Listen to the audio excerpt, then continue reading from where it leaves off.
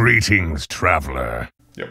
Yeah, no, that's fine. It's like for coach, it's mainly if you're going to be playing a lot of it anyway, then it's good to get coached in that because you'll get way more efficiency. So Okay. I do agree. And Paladin right now, you're gonna get a lot out of the draft because I feel like the draft with Paladin is super important. And Okay. even though people go like, oh, Paladin no skill or whatever, yeah, they're not averaging like like insane amounts, which you can with Paladin right now. So let's pick the Pally and let's see what we get. Paladin done. All right. So I'll begin by saying a little bit of where we want to go, right? Rather than just pushing you in blind and saying, all right, pick your card. So the past few weeks, like let's say the last like 2 weeks or so since the last update, the style that worked really well for me was lots and lots of early game, really aggressive for on the board, then some mid game and some finishers. So overall a fairly light deck because there were a lot of other paladins and there were a lot of rogues, which meant that it was all about early game. Right now, due to the recent nerfs, I'm not sure if you're aware, but about 3 or 4 days ago, they nerfed both Paladin and Rogue to get well, I mean, it's not really clear what they did. We assume that they nerfed Rogue and Paladin, and we assume that they buffed the rest, which is what we see in the numbers. So, but they didn't really say what they did. So this means that the landscape has changed a bit, and it's not all about that early, and it's not all just Paladin and Rogue. This means that if you do draft a game if you do draft a deck that is as light as before, you'll find yourself running out of. So we're still going to want to be on the board. We're still a Paladin, but we will be focusing a bit more on bigger cards, mid-game cards like Nesting Rock, Crystal Lion, those kind of things, and a couple strong finishers such as Vine Cleaver and Silver Sword. I think they are more important right now than they were. So with that out of the way, you can just do the draft, tell me what you would like, and then I'll give you my feedback. Okay, so from these picks, I really like Sword of Justice. I think overall it's a really good card in Paladin deck. The other two, they're also okay, but I just like the Sword of Justice the most. Yeah, I would say before it was a very easy sword. Now I would consider this deck just for that finisher, right? Just because we want a lot of stuff. But I think the sword is still fine, yeah. Okay, from these picks, I would pick Silverhand Knight. Actually, I myself, I like the Hoarding Dragon a lot, but I put your strings. I know that you don't like it because it's really bad against Rogue. It's from it's from a while ago. Recently, I've been warming up to the Hoarding because as the meta gets faster, those stats are really important. And the coins, funny enough, aren't as important. Now, with that being said, I think I do agree with the Silverhand here, just because we do want some more stuff. And it works with our Sword of Justice. It works with a potential, the Silver Sword, right? So I think it's okay to pick the Silverhand here. Wow, okay. Wow. Oh. Prince Skeleton would be really nice if it's in the start. Yeah, it's funny. So I don't before. I don't think we could build a Prince Caliset deck. Now I think it's possible, but not probable because even if you pass up on all the 2-drops, which is fine right now as long as you get some 1s and some good 3s. Yeah. It means you can't pick Equality. It means you can't pick Dark Conviction. It means you can't pick Potion of Heroism. It means that you can't pick Sound the Bells, right? So even if we were to skip the curve, which is possible, you have to skip all the other good spells, right? That you might want for 2 mana. So I don't think it's the Prince because of that. Yeah. In that case, it's the Glass Knight, I guess. The Azalina, I don't know. I didn't even know this is legendary before the draft. So, and that doesn't mean we'll pick Azalina, right? But I've been struggling with Druid. Now, I don't know about you, but I don't mind like copying their UI before they cast it and then use it ourselves. Okay. That doesn't mean we'll pick it, right? I'm just saying, I think for this format right now, like the way how the game works, Divine Favor for me has been insane every single time I've drawn it, right? So that's why I'm actually considering the Azalina, because Druids are doing really well, and just, being able to copy their hand in the late game is really unfair. It's very likely still the Glass Knight, right? It's a safe card. It's good, and in order to beat people in the late game, we will be drafting cards like Silver Sword and Vine Cleaver, hopefully. So we'll go with the Glass Knight, and we'll see what we get. I just wanted to throw that out that Azalina right now is probably a lot better than it was before. Okay, for me it's between these two, the Maul and the Phoenix. We already got one weapon, so probably I'm leaning towards the Phoenix more. I think it's a close one. The Paladin deck yesterday, because I'm still adjusting to these specific changes they made. So the upside of the Maul is that it can be a lot of stuff when you get Divine Shield, when you get +1 damage. The Phoenix makes it so you can draft a little lighter and not, or you can draft a little heavier and not just lose because you can't ping something off versus more aggressive opponents. So my only, normally I'd be leaning the Maul. The Sword of Justice is the only thing where I'm thinking, is it going to be a bit too awkward where they both occupy the weapon slot? I don't think so. I think I'd still pick the Maul. Okay. Just because we give, if you can give your board +1 damage, if you can give your board Divine Shield, it's a huge it's a huge value and tempo swing, and that's what we need, those kind of cards. All right. I don't really like the Chillbed champion. I agree. I don't know. I wouldn't pick the champion here. So for me, it's either Hoarding Dragon or Sunborn Valkyrie. And I'm really not sure what is better. I'm not sure which one. I mean, we are still So we are still pretty early in the draft, so I can't say if some. It's a tough one, right? I'm definitely not 100% on it myself. So I think overall the Valkyrie is the better minion. The only problem there is if you get a little bit too many of these effects, you don't do that much when you're not on the board.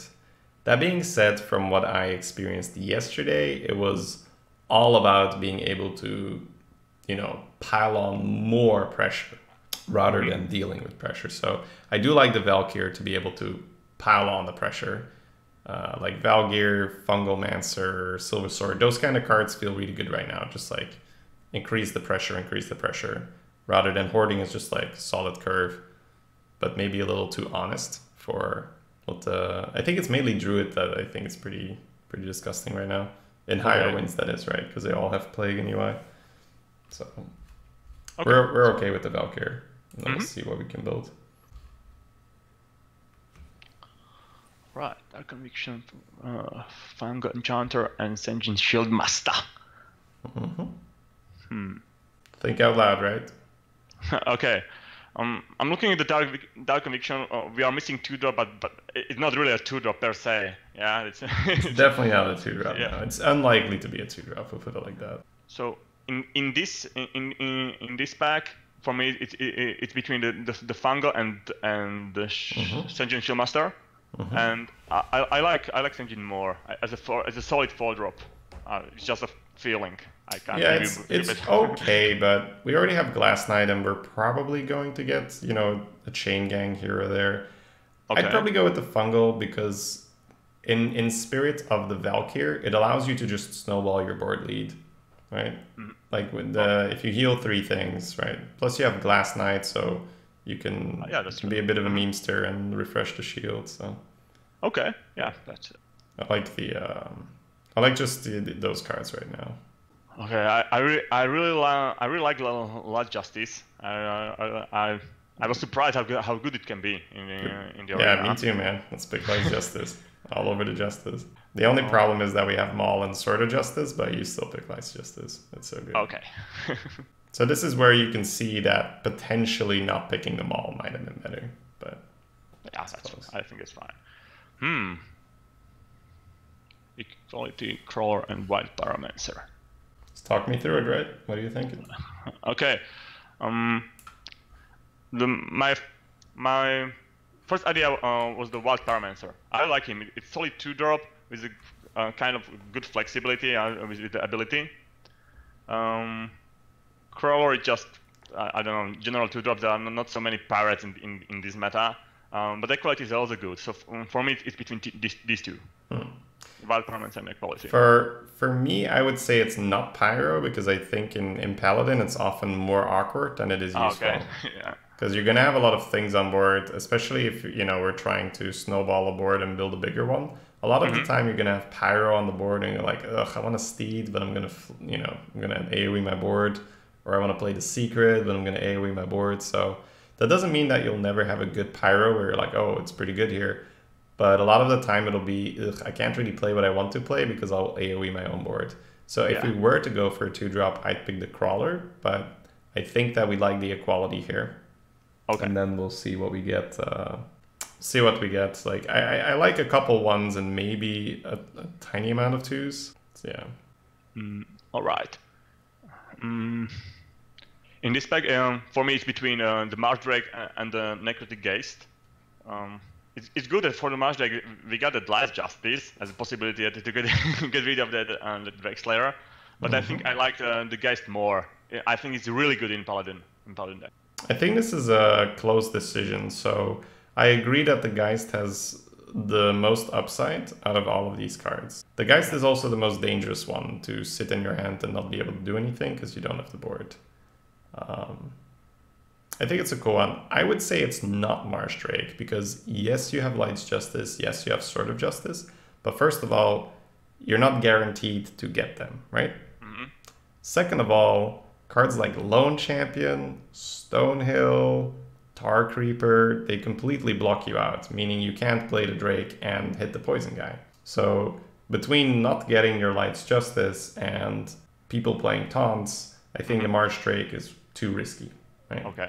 So for me, it's either the Crusader just to have a curve drop or the Geist. And when I'm looking at which cards I want Silver Swords and I want Vine Cleaver. So I'm thinking that the deck might become a little bit too risky if we pick the Geist here. Now, it is entirely possible that at the end of the draft, we wish we had a Geist.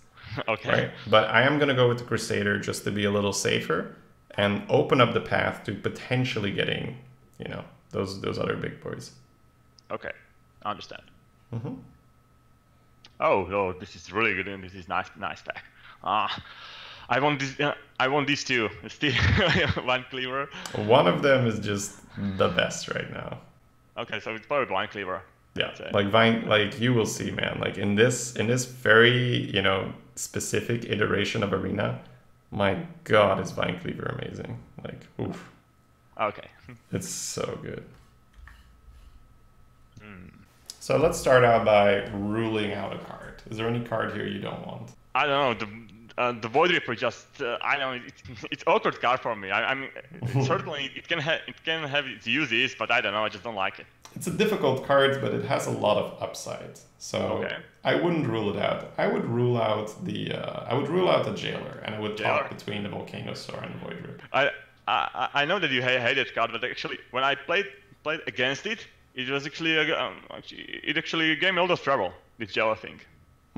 Well, I think it got a little bit better now that the game slowed down a bit, but especially when the game was faster, 2 mana for a 1/1 was just too slow.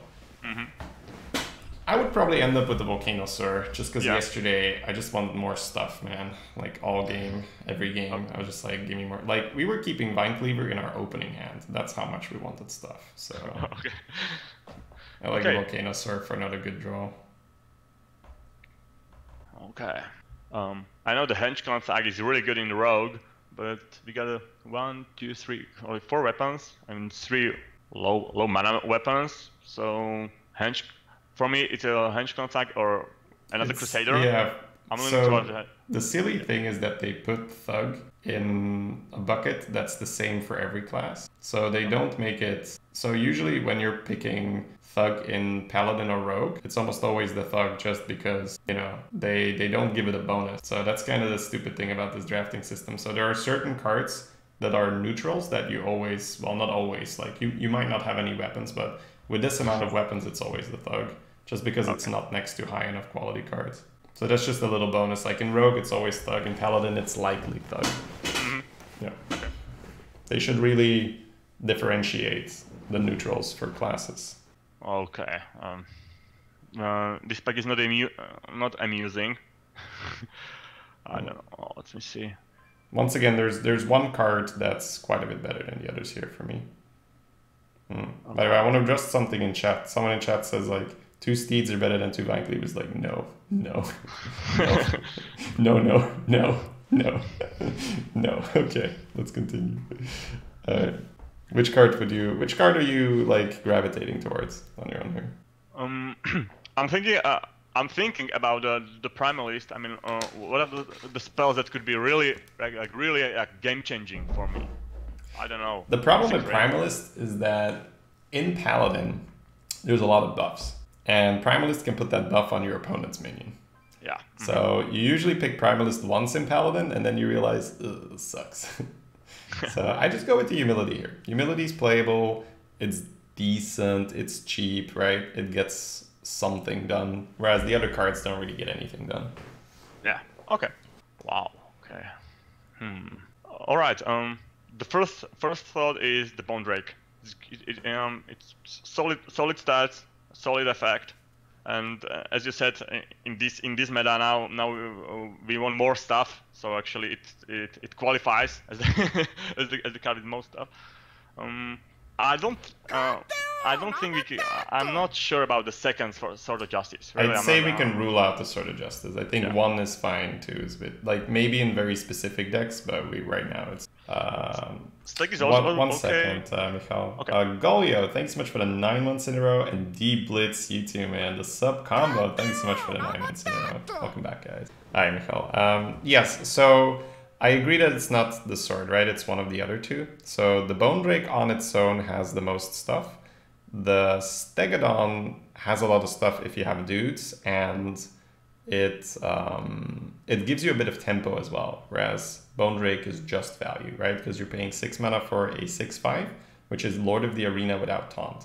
So tempo-wise, Bone Drake is not a good card, but right, obviously it makes up by having a lot of value, putting a dragon in your hand. Now, because we already have Vine Cleaver, I'm definitely considering Stegodon. We can do some nice swing with that. So this for me is a bit of a tough one. I have been staying away from Bone Drakes in my drafts, so I'm not sure whether we should pick one here.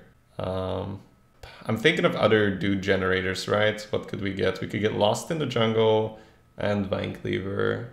I'd probably pick the Light Fused, and I think it's close here. And I think this is more just a pick where it's more just an intuitive pick for me, rather than a super like, okay, Bone Drake is worse because of this and this and that. Okay. Okay, so let's go. Yeah, it's just the way how my games have been going. I think Light Fuse would be pretty good. And if we get another Vine Cleaver, we'll pick it no matter what. Okay, I don't like the Silver Vanguard at all. Repentance, I don't know, it's one of the worst secrets for me. So it's probably, just compared to the other 2, for me it's I would say Fen Creeper. Okay. Fen Creeper doesn't really belong here, so I like it. Poor Fen Creeper. He's bad, but he's not that bad, you know. All right. Avenging Rod is actually pretty good because we got a 1 equality. It's really good board clear. And compared to the other 2, I think it's better. It's better in our draft. I'm not sure about this Acolyte of Pain. I'm not a fan. So for me, a couple interactions we have with the Pain is we have Sword of Justice and we have Sunborn Valkyr. That doesn't mean we'll pick the Acolyte, but those are cards that make the Acolyte a lot better. I haven't been playing with Avenging Wrath recently, so I am considering it here, because like you say, we do have the equality. Most of the time we should be on the board though. I guess it's... So this is really it, right? Like if we are picking to defend ourselves, right, against more aggressive decks, the Wrath is okay to have equality Wrath as an option. The Acolyte of Pain is a better card if we are expecting to be on the board and we want additional pressure, we want additional stuff. I think I'm leaning towards the Acolyte because I think right now, you know, more stuff is better. But yeah, that's still very preliminary. We are definitely looking for a couple good 1-drops and another couple strong 3-drops, right? If we can get those, and maybe a 2-drop here or there. But none of these cards are there.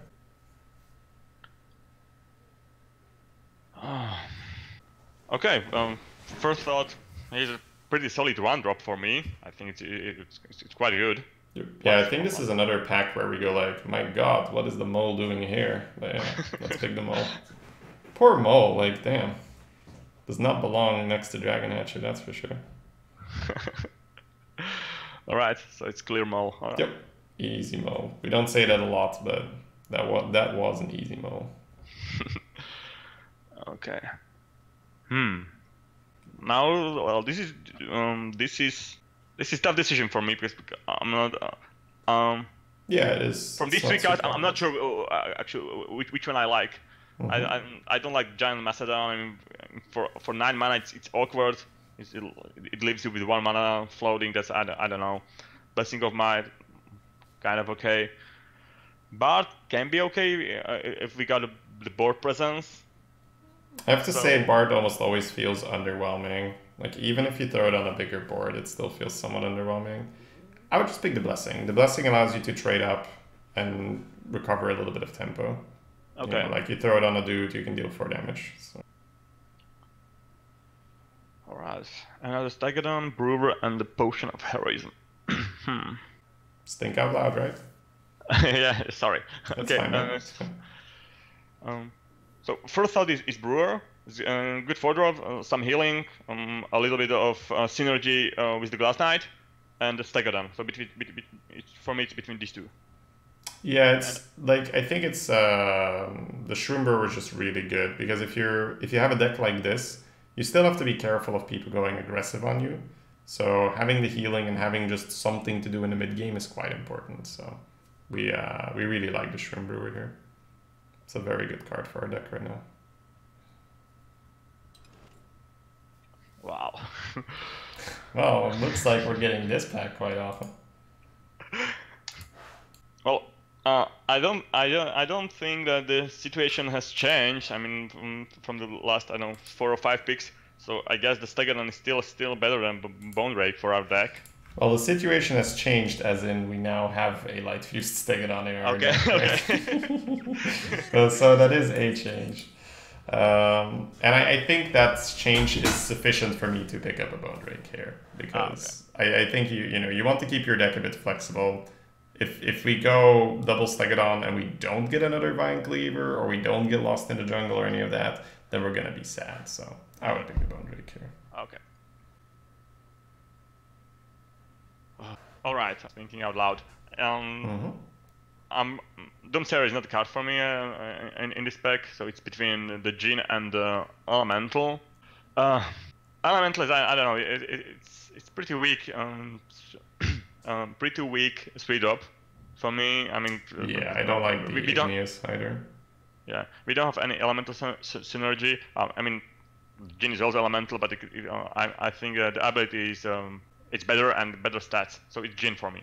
I like the Djinn. It's more healing for your Glass Knight, more healing in general to make it awkward. I like the Thunder Bells. Yep. I mean, yeah, I think it's clear bells here. Like, not much explanation needed. It's just, we don't want another Stag. Pumpkin's an underwhelming 3, and bells is amazing. So yeah, love the bells. All right. Protection Voodoo Doctor and the Glubest Berserker. So it's between Hand of Protection and Berserker, and well. Why are you ruling out the Voodoo Doctor from the get-go? I just I don't like the one held minions. I don't know. I just. Well, in Paladin, you gotta learn to like him because you want 1-drops, and a lot of 1-drops have 1 health. Okay. So I think for me, it's a fairly easy Voodoo Doctor. So it's just getting on the board early is so important as Paladin. Like, even though we're drafting a heavier Paladin, we still want to be on the board, right? Which is why we pick Light's Justice, which is why we pick Dire Maul, those kind of cards. So we definitely like the Voodoo Doctor here. Okay.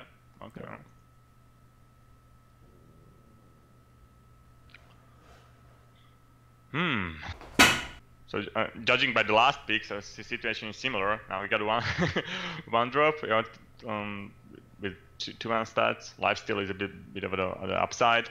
So either the Sun Bleach or this Fairy Dragon it's also quite okay. Yeah, I would probably rule out the Swamp Leech, just because if we want to go for the healing thing, we can pick the Scale Height. And I had a really fun run where I had Scale Height and Glass Knight, and they just he kept refreshing the shield.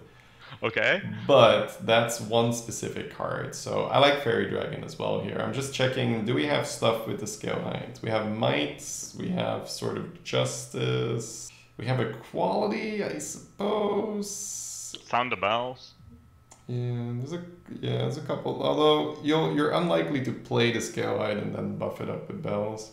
I think you just pick the Fairy Dragon. I think it's fine. I think we want the solid too. All right. Bomber is a little bit worse in the Paladin deck. Yeah, you can actually kill your own dudes. Not as good. Yeah, we don't like Bomber. It's either the Beetle or the Commander for me as well. Yeah, two. And we are kind of like a little bit heavier for the late game cards, but for me it's still the Argent Commander. Yeah, for me as well. We're not really that heavy. Like, we're doing all right. Okay. Definitely would still like a Silver Sword or another Vine Cleaver. Yeah. So I'm thinking Delorme Mage spell damage. We don't have. I don't think we get anything to actually. Even if we had, we wouldn't want it. Yeah. It's still useless card. So it's Jungle or Mastodon. Oh, for me it's Jungle Panther. Solid 3-drop.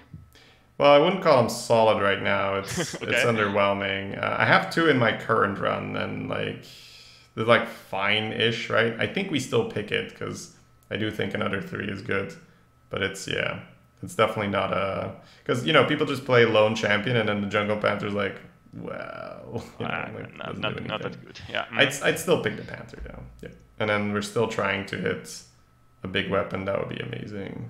Oh. Yeah. Okay. Here's our go-getter guard. Oh yeah, Vine Cleaver. Absolutely. And we're happy. We're very happy right now. Okay. So actually, as a Paladin, I rarely draft the Humility, but I mean your reasoning is it's really cheap.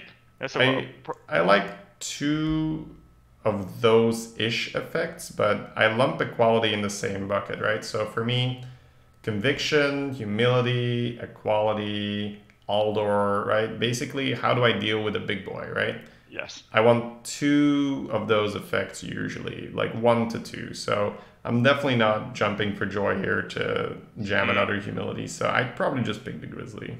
Okay. Pick a subpar 3 here. If this were earlier in the draft and we didn't have what we had, we might have picked or we probably would have picked the Humility. All right. So actually, I like Hydrologist, but I know that you're kind of you don't like in between cards. Yeah, it's just it's kind of Yeah, right. It's not high value. It's not high tempo. So I don't like those cards. Yeah. Yeah. Right, because this pack is a perfect example of the Frost Rider being high tempo and the Lost being high tempo. And then you can have cards such as Bells to be high value. And then if you have 2 of those cards, the sum of everything is greater than, if you have a bunch of in-between cards. For me, the Frost Rider is actually really, really good. I mean, super good 3-drop. But in our... Mostly in Jug is also okay. If we had Silver Sword, it would be much better, I think. But still, I don't think it would matter for Silver Sword because you're rarely gonna save this thing until turn 7, right? That's true. Yeah. So I think you should just pick the jungle and see how good it is. Because for me, this is an easy jungle. Okay. We have Sword of Justice. We have Light Fuse to stake it on. We need 1-drops. It's just. Ooh. Okay. Now we can talk. I've got my 2 Vine Cleavers, so I'm definitely not pushing here. I mean, I'm just asking. I mean, three Vine Cleavers. It is a little bit over the top, right? I don't think it's over. I'll put it like this: I would much rather have 3 cleavers than 1 cleaver. So that's where I'm at. But it's you're not asking me like, well, would you like 3 cleavers? You're asking me, would you like a 3rd cleaver more than your 1st steed? That's different, right? So yes. In a vacuum, I'm saying, yeah, give me the 3rd cleaver. I love it. But, you know, it's like, do you want it more than your 1st steed? That's different, right? So what do you think here? I just like the steed the most. I mean, it's really good. Another taunt for us. I mean, that's fine. Aldor is also okay, but as you said, we already got humility. We got the deck quality. So for me, it's a steed.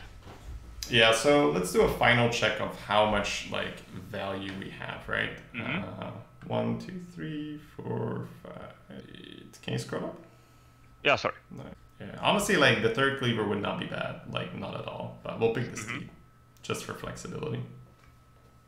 So steed? Yep. Yeah.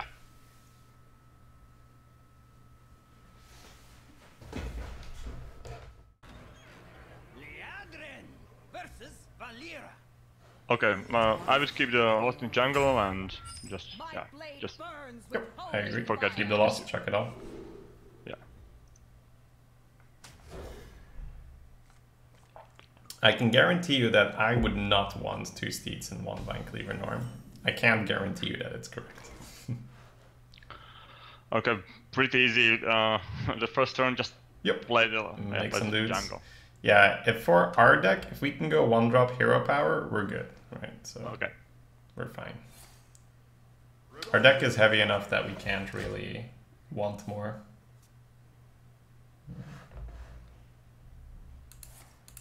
You're still sharing, by the way. You can just click the plus button again, and then click stop sharing. Ah, okay, like sorry. Yeah, no worries. I mean, it makes no difference for me, but it's probably more enjoyable for you to keep playing. Yeah, now it should be okay. Yeah, all good. It's like our opponent's going out the hero power. So we also hero power and just we make a dude. We do hope we find a 3. That would be nice. Reporting for duty. Job's done. X marks the spot.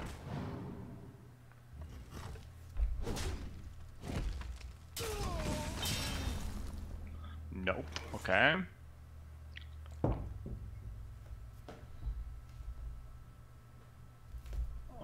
Okay, I would just make another dude and just bump him in the face. Yeah. So this is one of the more tougher decisions when you're. It's about knowing your deck and knowing the matchup.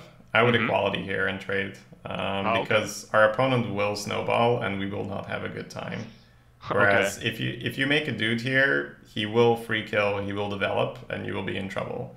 Whereas if you equality and you trade, you might just get the Glass Knight or whichever 4-drop down, and you might just be on the board. So it's a tough decision, but it's a sacrifice that needs to be made because our deck is a bit heavier than most decks.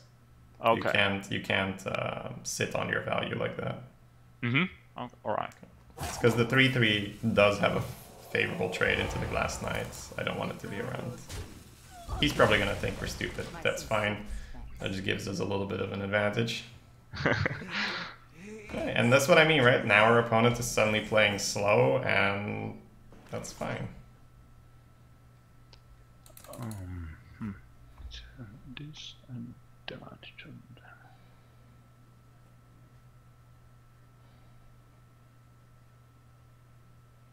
Okay, I like the Glass Knight more in this. Me too. Yep. Let's play the Glass Knight. I think the Arrogant Crusader would have been an okay pick as well.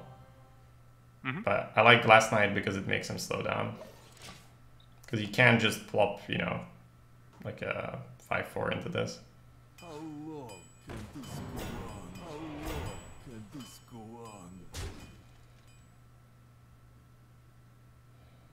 It's a bit of a pity you didn't knock the shield off, that would have been so good. Yeah. Okay, there are a couple of plays here. We can actually bump, heal ourselves, and regain the shield and play the maul. Kind of play, or we can just kill the minion and play the Silverhand Knight. But then we get him. Well, let's with him also. So I don't let's trade this taunt. I agree that that's happening. Now let's just lay it out fondly what will be the board state. If we go for the brewer and the heal, we don't have to play mole, right? So you'd have a 4/3 divine shield and a 4/4 versus his board, which looks good. If you play the Silverhand Knight, you give him the 2/3 into your 2/2 if you want it, and you don't have your divine shield, and stuff's just a bit more awkward. So I'm pretty happy just healing our face here, getting the divine shield. But I would not play the mole to not give him an easy draw.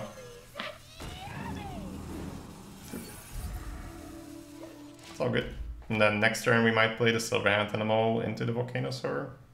Looks like, I don't know, he might want to bump the shield off with the Acolyte now. And then it's the mole can come out and play.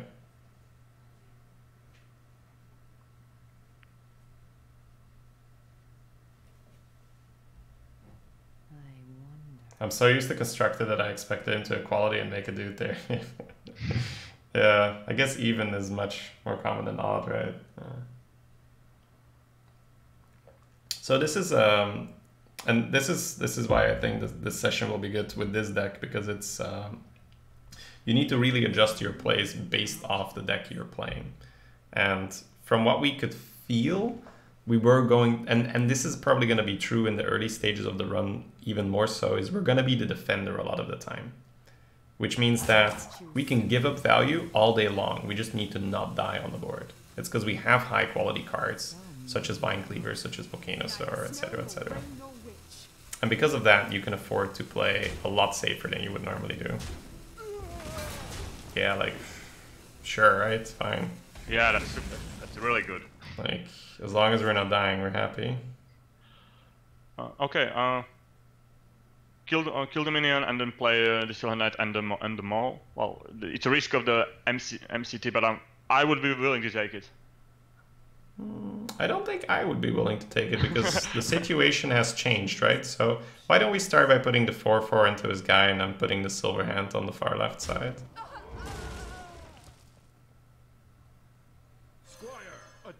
So you need to adjust your plan turn to turn based off what your opponent's done, right? Okay. Our opponent had a very weak turn. Because of that, do we need the mole to do something here? Not really. Not really, right? We got 10 power on the board, he's got nothing. So I think pass is fine. I think the mole has minimal upside and a lot of downside if he does have the tech. So I think we just pass and we'll reevaluate next turn whether we want to play around it.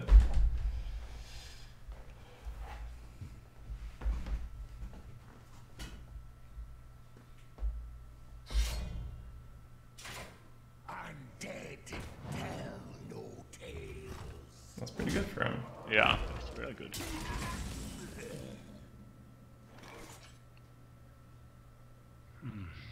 Four, 6. Six. Yeah, I would still trade and play Volcanosaur. So the only problem I have with Volcanosaur is that if we don't land untargetable, then Sap will be an incredible tempo swing for our opponent. So I think I would trade for sure, right? With the 4/2 and push 2 face. We can start with that. But I think my instinct reaction here is to play the Panther and the Arrogant Crusader. You can put the Panther in the center. So that's just matchup specific. Against many other classes, I would have played Volcanosaur here. But rogues are experts at dealing with big minions. Yeah. And even if we landed untargetable, you can always still have, you know, 1-drop Kidnapper or 2-drop Valspine. So even if you find the untargetable, you're not guaranteed to do well. And you might say, well, you're going to have to play it eventually, and that's true. But the longer that you can delay the tempo swing for your opponent, the better.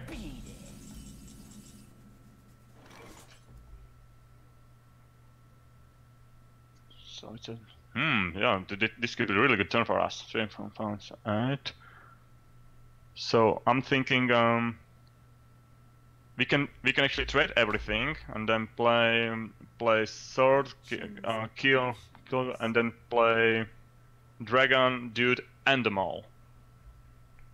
Let's take it step by step. Okay. I agree with the trades and I agree with face into the 2/1. and then I agree with hero power, and then let's figure out the positioning, because that's important, right? Mm-hmm. Dealing phase damage would be nice, but it's still too likely that he might have a Fungomancer, so...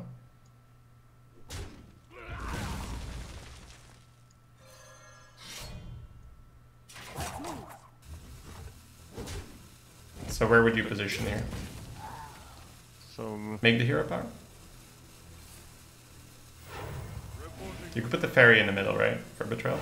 Yeah, yeah, okay. So that's just like where I'm saying, like, but it's good that you see the turn immediately, but even if you see the turn immediately, take a moment to realize, okay, so I'm doing this, how exactly am I doing this? Because before you know it, all the cards are on the board, and the 2/2 or the Dire Mole is in the middle, and he gets a good trade. Yeah.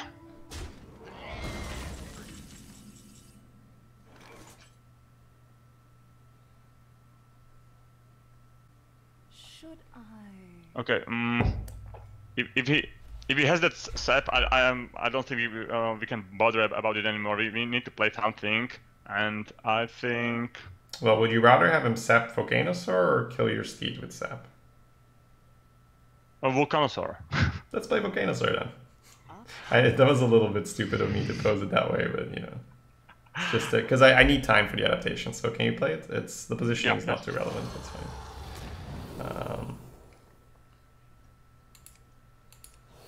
Okay, taunt. Ooh. Okay. Oops. So sorry. It worked out. You can pick untargetable. It's fine. And then go face with the others. Yeah. And then make a dude. So I would normally never pick taunt there. I was leaning either the poison or the health. I think it worked out the way how it did, right? Because the reason why is that I was looking for stealth mainly to dodge a tempo swing from the opponent. That's cool. But yeah, on the adaptations, just give me a moment. Like, you can tell me what you want, but then I'll I'll confirm whether I want that as well. Okay. It worked out though. It worked out. So just you gotta pray now. No Valspine, no Kidnapper. That's what I want.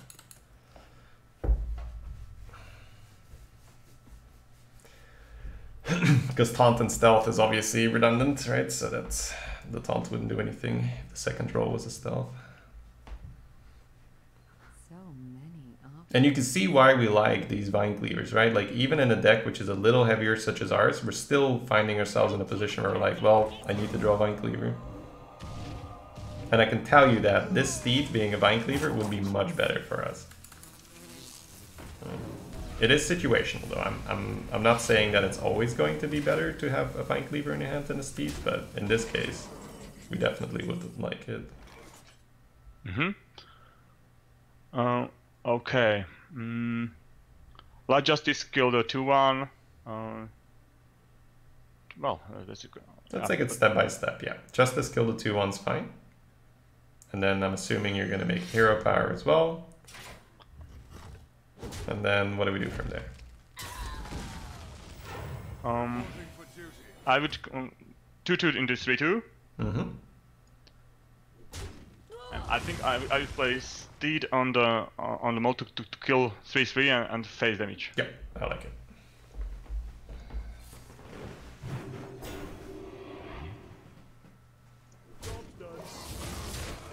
Nice.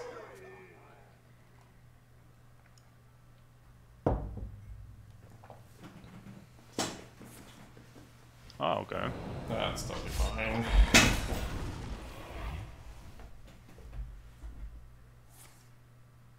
Oh dear lord.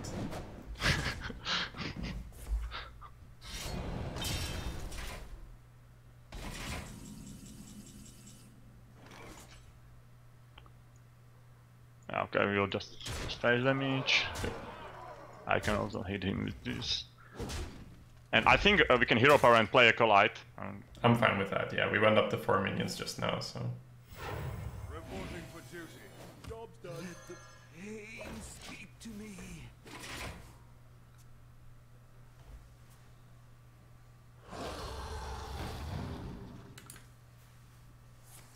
Divine Shield. Okay. Well, taunt's not enough, so... Yeah. This untargetable did a lot. Yep. Leandrin versus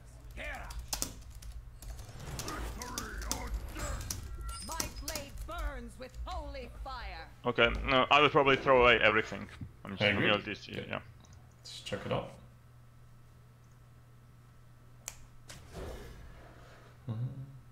Ah, Light Justice, good. Pretty good hand, absolutely. Hey, Cosmin. Hey, son. Morning, guys.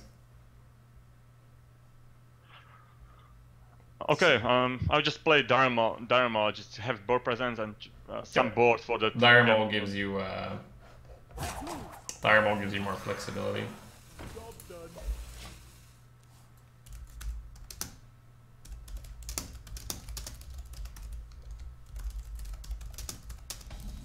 Ah, this is really good. Okay, so just probably play a dude for that Blessed Maul for the next turn. We could take our time here. Whoa, Okay. Asmo! Thanks for dropping the host, man. Dude, I hope you had an awesome stream. Thank you so much. So you could potentially equip the Justice to grow your Hench Clan in one go. So that's something we should talk about. If you go for the hero power here and you go for the Blessed Maul, that's definitely not bad, but it does lock you out of being able to go Hench Clan Thug.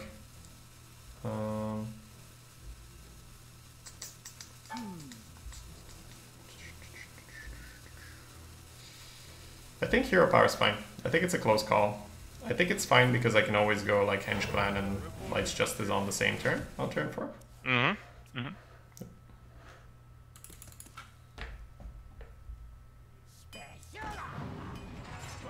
Oh, that is nice. Okay, so just Blessed Maul, kill the minion and then face damage with 2 minions. Yep, that worked out really well. Rope on turn 2. Oh, that'll happen more, man. That'll happen more, especially during coaching. But there was a legit decision to be made here, right? And I can't tell you we made the right one. I mean, it worked out very well, but it is possible that Justice was better. Yep, let's see. Rope for a hero power. I'm fast and furious.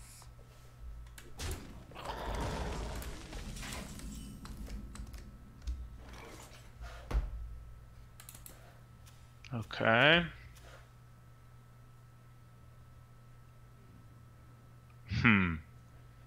So I'm thinking either a Glass Knight, that's the one option, or I can play the Thug, and then use the weapon and kill and use the Light Justice. That's 2 plays. I will leave the well No, don't hit yet. no yeah we have to decide if you want to play or not.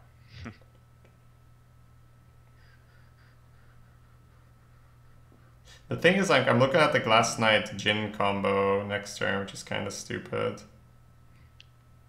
So I think I would play the Glass Knight and use Face to kill it. Yep.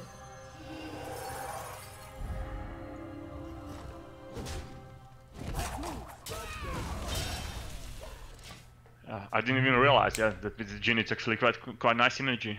Yeah, that's the only reason, because I think it's a little too nice. It's hard for him to get rid of the Glass Knight here. Like, Thug is easier to kill. He can Korkron, he can Heroic Strike, he can Coin Arcanite Reaper. He can't really do that with the Glass Knight, so I think this is fine. Wow.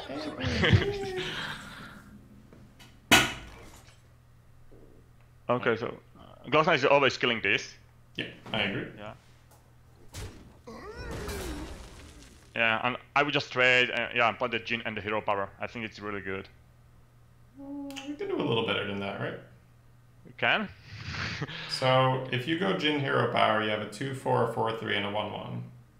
What else Yeah, you do? I can play this for Justice and kill it, and buff it. No, I like the Jin. I like the Jin for sure. Ah, okay. Okay. So play the Jin. Play the Jin. You'll see, right? Okay, so I can. Hey, yeah, we're killing it with the Justice. It just means you keep a 2/1 and a 1/1, 1/3 weapon. It's just better Alright. than hero power here. Okay. Okay. So this is one of the things that you learn early on, is that being mana efficient is very important. But why are you being mana efficient? It's because mana efficient plays generally have the most impact. But there are situations where floating a mana just gives you a much better board. And in this case, we get a much better board, because it also means that we can play Henge Clan and Panther next turn and instantly grow the Henge Clan, and we don't have to bother equipping a weapon, for instance, right? That doesn't mean we'll always do that, but it is, it's good. The added benefit is you take more face damage, so it's more likely you can keep refreshing your shield. Okay, so I'll probably okay, attack with the Glass Knight, trade, play the Henge Tank and kill it with the weapon, and face damage with the Djinn. I think I like that for sure. Yeah. Start with that. No. Okay. Yeah. Just I thought you were hitting with your face. I was like, no. I don't think the position matters that much. I'm not. Yeah, probably not. We have a Valk here, but yeah. Oh, okay.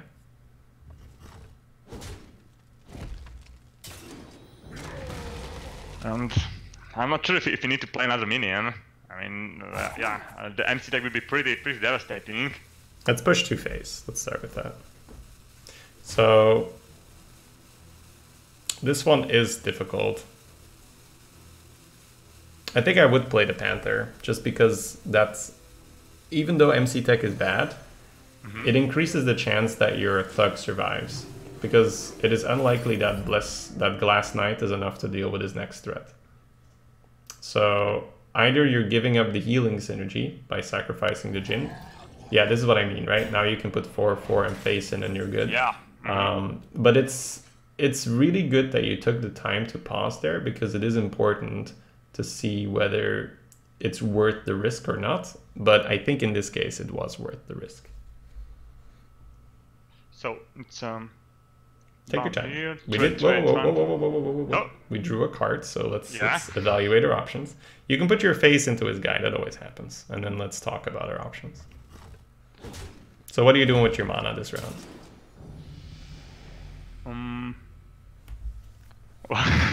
I just wanted to play it safe against a broad or something and just play a dude.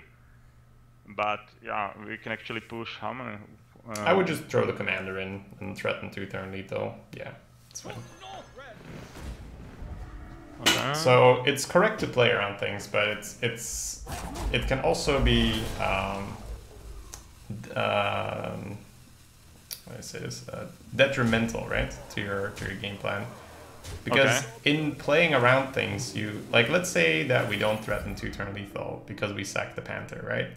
Then our opponent becomes, you know, gets to a position where he can hold for a lot longer. Primordial? Feels like a Primordial. No. 4 times. The Thug lives. That's it. Okay. Still okay. Because the Thug lived. That's the only reason. Nice. So I would just equip the One Cleaver and go face. I don't think that's bad. I'm just quickly evaluating what the other play does, right? The other plays go face, Justice, Fairy, Dude. We push 3 less this round, but we develop a 4/3 and a 2/2. Versus... he doesn't have an ooze. I like Divine Cleaver face, yep. Because even if he armors up, we kill him. That's the main reason.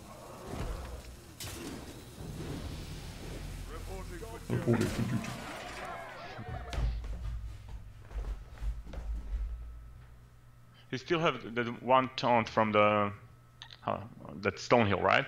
Yeah, I think still has a Stonehill, correct. Lich King is not enough to save him, so that's always good. There we go.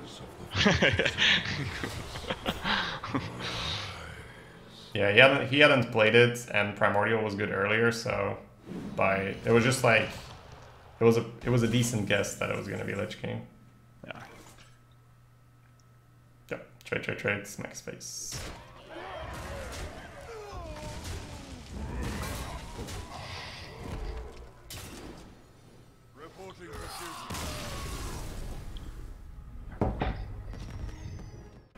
So the main thing I want you to do is just to focus and play how you would normally do. I mean, obviously listen to the feedback, right? But then don't be too worried about getting everything in one go, because you'll be able to rewatch this, right, a couple times if you want. So the main thing in that particular game was the mana efficiency, right? I think you closed your mind very fast to floating a mana, and you were like, well, I can put my 3 down, I can hero power, that's good enough, right? Yes. So I think that's the main thing you need to be worried about from that game, is looking at, okay, which play gives me the best board, not which play spends my mana the best. Whereas very often they'll be the same thing, because obviously things that cost more will do more. Okay. So I don't think I can keep anything from this card. I'm very tempted by the Vine Cleaver. I think we full null. I think we full null. If we had one Vine Cleaver, I'd keep it. Definitely keep it.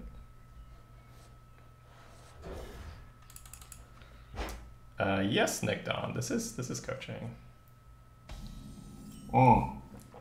Perfect hand. I love it. So just Dharma and pass a turn. Yep. Send in the mole. So you're saying I shouldn't Arcane Intellect on 3. Yep, exactly. If you can play a 2-drop on 3, play a 2-drop instead of Arcane Intellect. Yeah, beat it.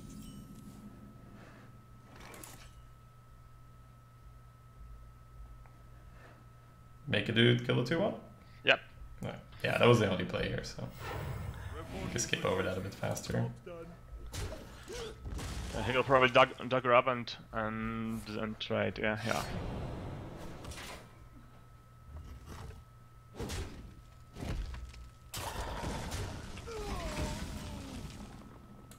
Ah, good. So we could play Grizzly, but it will just die to the board and the dagger. So I think Justice is better. I agree. Yep, Justice is great here because it gives us tempo next turn, and it's pretty much equal tempo this turn. So overall, that's gonna pay off. 2 years younger than me. Who asked? 4 funds? Yeah. Okay. So, well, the Glass Knight is the most mana efficient. That's 5/4. This is 4/4 taunt. This is 4/4. But it could be 5/5. If I don't think it's worth. So what's harder to deal with, a 5/4 Divine Shield or a 5/5? Well, 5/4 Divine Shield. Yep, I like the Last Night. Mainly because next turn you can make a 2/2 with your hero power and thug and still hit. Then we're out of weapon charges though, but it's fine. We can pass, right? The weapon charge is useful next turn.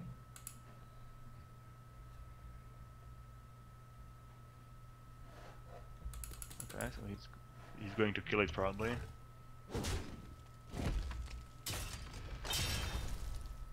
If he plays a 2-mana card here, Eviscerate is dangerous. Wow. Bah. Okay. Well, at least the 5/5 would have died easier.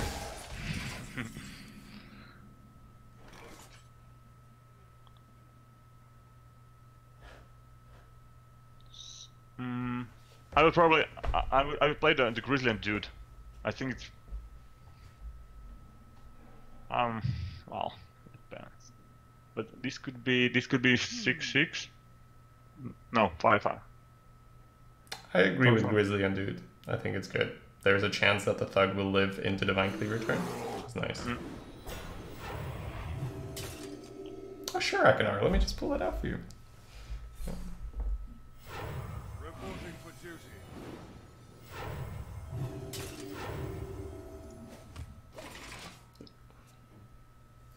When's my birthday? It's in August, guys. 16th of August, so... Ooh, wanted. Wow. Poggers.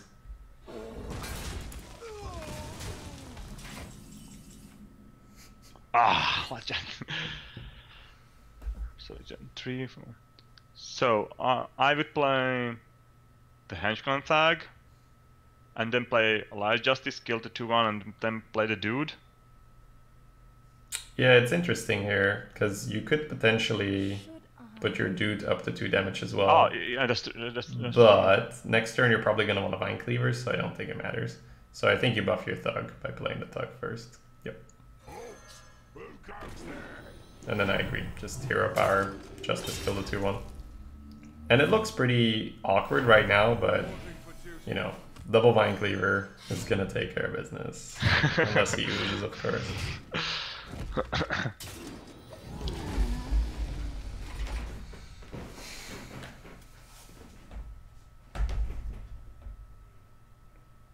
So he got coin to Coin and 2 flames. Yeah. And a lot of other shit.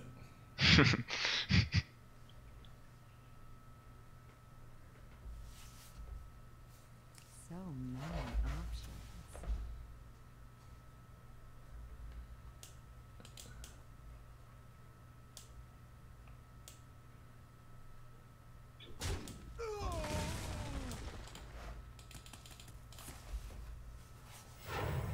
No, stop. Stop doing things. Oh, okay. What? I can look at that. Oh my god. It's a pretty big investment.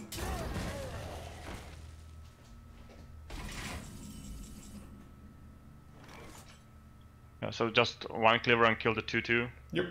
Let's start cleaving some stuff.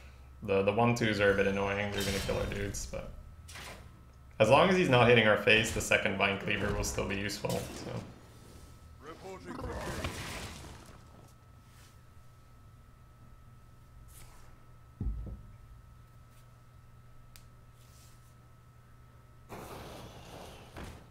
Okay, Gambler.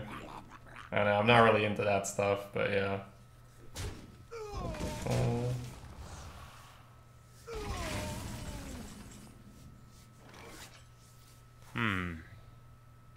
So kill the 1/2 with the Vine Cleaver. Yeah, for sure.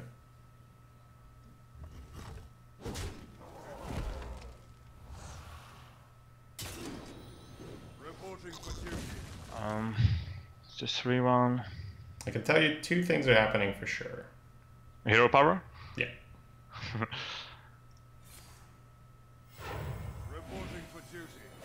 And I What do you think think the other one is?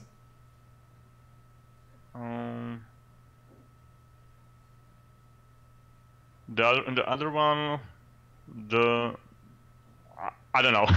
I would play both actually. See that? Yeah, that's the thing. Like, I think you Voodoo Doctor every time, but right now he has a pretty good kill on your Jinn. You can put the Voodoo Doctor down, right? Just put it in. He has a pretty good kill on your Jinn with face and the 1/1. Yes. And the Jinn could be really good for us. So I think I'm gonna skip here and pass. Okay. And we're gonna try to annoy him into using his Shadow Blade onto one of our 1/1s. Yep. Oh my god. Well, now we're happy we held it anyway, but looks like you will not be annoyed into using Shadow Blade onto the dudes this turn.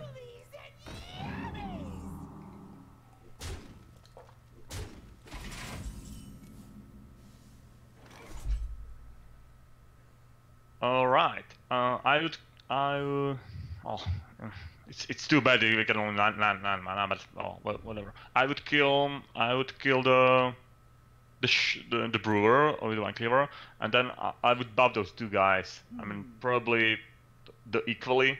That means the 4 uses, so it's a 3/5, 3/5, 2/3. I think face the 4/4 every time. I agree. Mm-hmm. Can't tell you I'm agreeing with the bells yet. Okay.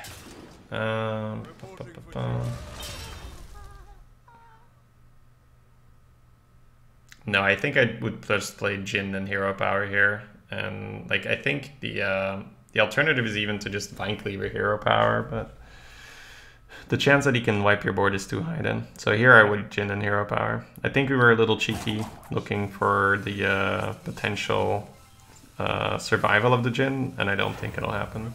It still worked out because we dodged 1 damage on the Jinn with the fan, right? Yep. So the reason why I don't like belling preemptively here is you give your opponent just initiative on dealing with your minions, whereas Yep.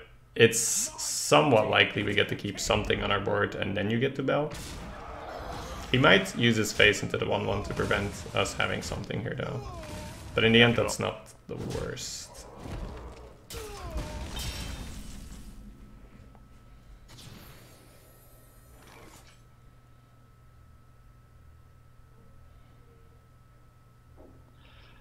I really don't want to take this face damage, but I don't think we got we got an option. So probably just a white cleaver. Yeah, if you don't take the damage, he will hit you with it. So yeah. Fine cleaver, let's make a dude. We're still fine. We're still fine. It's a tough game because Rogue is the natural counter to Paladin, and this guy had some good stuff. But exactly. we still have a chance, right? We have equality for a tempo swing. We have Sound to Bells here on our minions that can probably attack.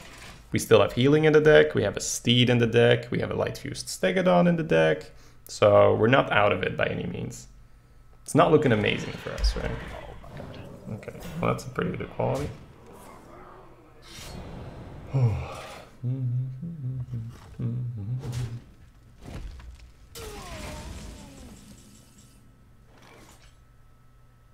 Okay, I would definitely play equality, kill those two, and then face, hero power and steed. I like it. Yep. So equality definitely.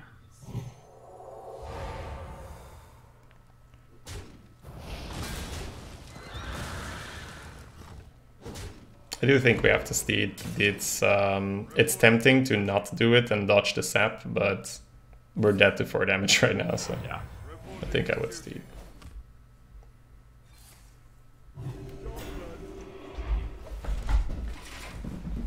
So an example of why triple Vine Cleaver would be worse overall, which is why we picked one. Steed.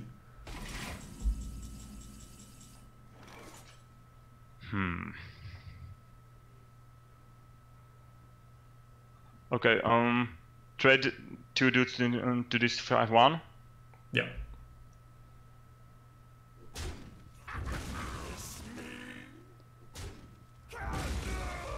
Okay, now Face with your face every time. Yeah. I'm just gonna do this turn myself if you don't mind, because I'm not sure. Okay, sure. Because we might be doing something weird. Bloop, bloop, bloop.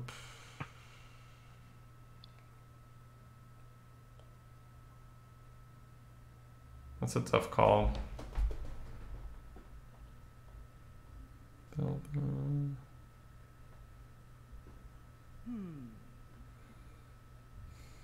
Only Sapper Silence. I do think you bell twice on the recruit and trade. And then definitely bell twice on the one on the right. And I think you put... I think one more bell on the guy on the right. Yep. You traded, right? Yep, excellent. Alright, so... And this is a tough turn, right? It's a real tough turn. Because you can do so many things here. You can only make your recruit 4 power, go face, and don't allow him to kill off the Bone Drake. You can spread out and don't even do it. Okay. Seems good. So, seems like we're okay with our decision here. Still pretty sad though. Ay.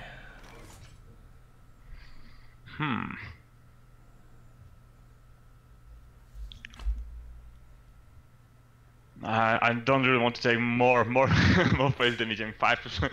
Well, we're gonna humility it, so let's start with that.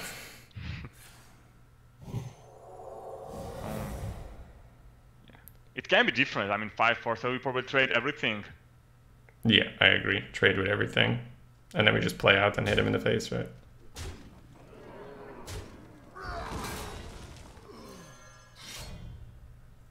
Reporting for duty. And just go all in. I mean, Yeah, power and everything on the board. If he's got Primordial Dragon and Terram, then, you know, good on him, man. Good on him. Yeah, the Panther was probably better somewhere off to the right, just because now he can betrayal one of the 3 or the 2 to kill the Panther, but that's fine. On the other hand, you kept your taunt away from the 3 power dude, so there is merit to it, absolutely. If you're afraid of dying here, then that's better, but Duck duck. I guess it gets around the 5. Yeah. It's debatable.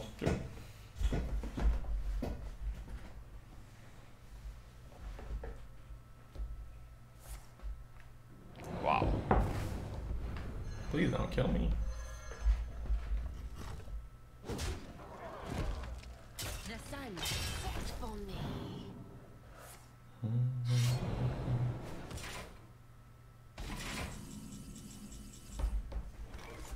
So we got 4, 7, 10, 11, 12, 13, 15, 18? 18, Right. man. Let's kill. Want to dedicate this win to my vine cleavers. Thank you so much, boys. Your work is appreciated. It's funny, right? He had Terran, but he could never do it because we had vine cleaver. Yeah. Man. Well, close game. Watch your back. My blade burns with holy fire. Okay. I'm throwing away the steed. So, and I would keep. Well, where's the rogue? I would still keep the Sword of Justice and the Doctor, I think. I'm not sure about the... Oh. Wow. Yeah, I'm looking at it. Okay. So you could full keep. This is not a terrible hand because you have early game and you have a steed. The only thing is that it's a rogue. If this weren't a rogue, then I would have already kept the hand. The problem is that it is a rogue and sap is a thing. I still think we full keep though, because you're quite likely to get there. Okay, that's all right.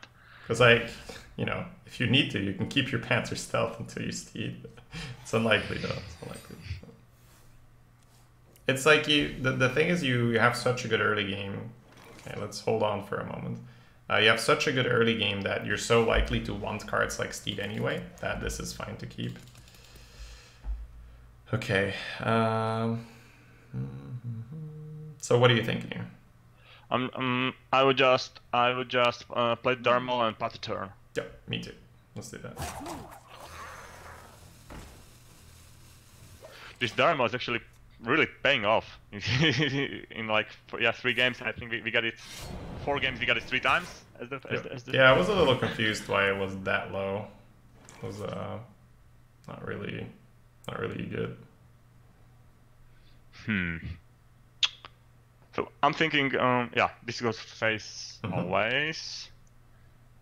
So I'm thinking either the Panther, or just con out Panther or con out Sword of Justice. I'm not sure about, well, but it's okay. It's good. He doesn't have a board. It's good tempo. It's good tempo. I like the sword here myself versus rogue. It's just use. That's the only problem. But I would play the sword. And this is a specific reason. It's because sword is tempo he can't interact with, whereas all the other things he can, like, or Panther, right? But I wouldn't play Panther here. I'd play Jin over Panther because you have the mole to assist to trade things. But rogues really want to be able to deal with whatever you play early. If you play sword, unless they have an ooze, they can't deal with that. It's really annoying for them. Wow. Yeah, I don't know. This is a Saturday morning arena. Welcome. I see this a lot, man. Like I get like crazy shit during the week, and then I play Sunday and Saturday morning. I'm like, what the fuck's going on? This guy's 3-0. All right. Anyways, it's good for us. What do you want to do here? Actually, I really like not trading, but killing them all, healing, and then hero power. So the problem with that is that your next turn becomes a bit more awkward. Because if you don't use a 3-mana card here, you can't use a 3-mana card and a 1-mana card next turn. You see what I mean? Like if you use your Doctor, you lose that tempo next turn. Yes. So while your play is the highest tempo for this turn, it makes your overall gameplay weaker. So I would just play the Jin and use my face into that push 1. Okay. Like we don't have to be too careful with the charges on the weapon. They're there to be used. You should look at it like this. If you can use it on a minion, it becomes even better because you have the tempo for your own board and tempo in dealing with his board. So for sure.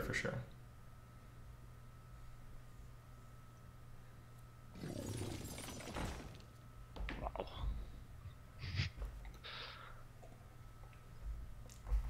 Yeah, man, he's just feeding the sword. I mean, we don't have to use a sword, we could use the mole on this. But if we had used the mole on the other one, it wouldn't have worked.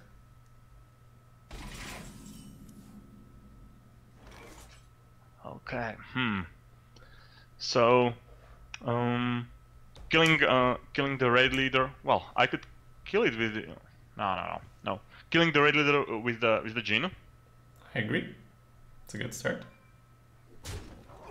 Then we can kill it with the mole. Yep, that's fine. Yeah. And now, It's just positioning, right? Yes, I would really love to heal this. I agree. You can put it on the far left. Far left, okay. And then where does the panther go? Here? I can't see where you point, sorry. They haven't sorry. fixed it yet. Between the dire mole and the Jinn. I think between the dire mole and the voodoo doctor, just for when the panther pops out of stealth, right? Then it's not next to the Jinn for betrayal. Okay. Yep, that's good. Very nice. And this is, you know, just the sword of justice, that banked tempo paying off right now and murdering him. It's nice.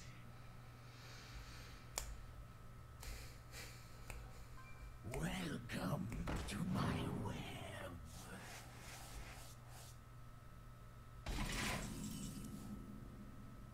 All right. So I'm thinking we actually could really put it for the tempo, humility, and kill it with the panther. And what then? And play the crusader. That's one thing. Or actually, the Echoed Pen, buffed Echoed Pen is also really good. And the hero power. I'm leaning that way as well. I think I like the Acolyte here between the Panther and the Mole. And then just hero power. And then I would just trade the Mole and the Voodoo Doctor into this guy and push face with the others. Okay. Yep. So there were a lot of things you could do there, I agree. But you're in a comfortable enough position that you don't need to go all in. The thing is, we have Steed next turn on the potential Acolyte, which is a bit over the top. So we'll have to see whether. Oh, it fits so nicely though. Opponent, what are you doing to me?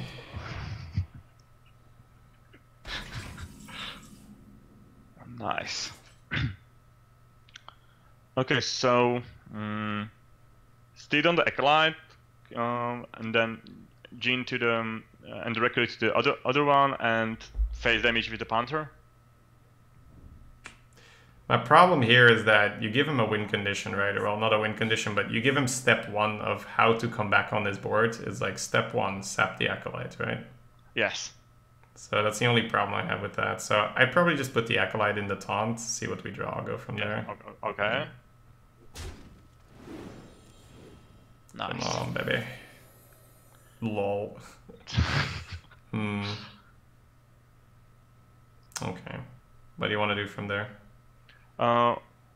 Equip the weapon, kill the taunt, this to the other taunt, face and hero power. I like just going Glass Knight hero power. Panther. Okay. Yeah, just hero power first, put the Glass Knight on the far right. Put the Panther into the 2-4, put the 3-5 into the 2-2, push one face. And the reasoning for this is that next turn you can Sacred Maul, damage your face, and regain the shield on the Glass Knight. Okay, yeah, nice. So, I mean, you're winning this game, right? So, you can Steed here and win in a very large amount of cases. Absolutely. I'm just saying, if there is a way back for our opponent, it starts with sap the Acolyte and do stuff, right? So that's why I was a little hesitant on giving him pretty much the only way back possible into the board. Okay. We could, we could exploit the Acolyte and draw a card. That's one thing, or just. Yep, draw a card looks good. Let's start with that. Whee! And here I probably just hero power and play this silver hand. So I'm looking at potential ways he can come back on this board, right? One of them is Primordial Drake. So give it 2, 3, 4. Steed the silver hand. Oh, this goes face for sure, right? Yes, we're not steeding. Yeah, silver hand hero power is fine with me. Yep. You can just hero power and put the silver hand on the right. Yep. Okay. It's fine. Usually you want him on the left, but all the dudes are on the right already. So this is a little exhausting, but that's what you want to do if you want to maximize your win rate. If you're this far ahead, you ask yourself, how does my opponent win this game? Right? The first way he could potentially win was sap the steed and have a good turn. The second way here is Primordial Drake, and we don't account for it. I like the 4-4 because steed on the 4-4 and sack the Jin allows you to kill the Primordial nicely. You had a ton of Paladin v Paladin with lots of 1-drops, so then obviously going first, having a 1-drop into a 2-drop would do a lot of work. So I think it became a little less important just now, a couple days ago, as we had the hotfix. Okay. So the question is, are we keeping the Vine Cleaver? Versus Priest? Yeah, man, I'd keep the Vine Cleaver. Let's go.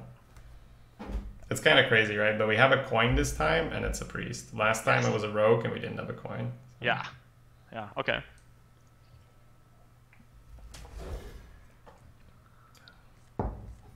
Easy second Cleaver, of course, of course. It's fine. Okay, that's pretty good.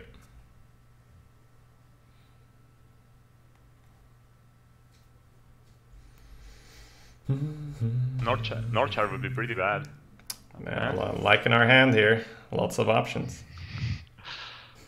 Yeah. So, Yeah. well, I don't think that the coining out the hero power is worth it. So I just pass the turn. Yeah, definitely pass the turn. I mean, if he goes slow, this is actually an okay hand because you're bound to get some minions. But if he goes fast, this can be scary. Like if he heals our face here, we're pretty happy. Okay, if he does that, we're also pretty happy. That's fine. Okay. Going out this for the justice and kill the 2-1. Yeah, I agree.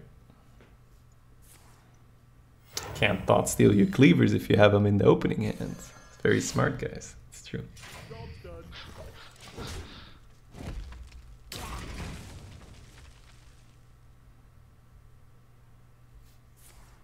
Okay, Oh. I think we're happy now. He's slowed down a bit. Yeah, that's fine. That's fine.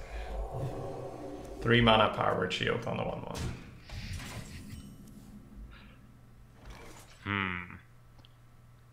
So yeah, I think just Panther is a more mana efficient. And you get way more stats on board. Yeah, So yeah. Panther pass for sure. Okay, we're good now. We actually like our hand now. Now that the early game has gone okay, we like our hand. Our hand is pretty good now.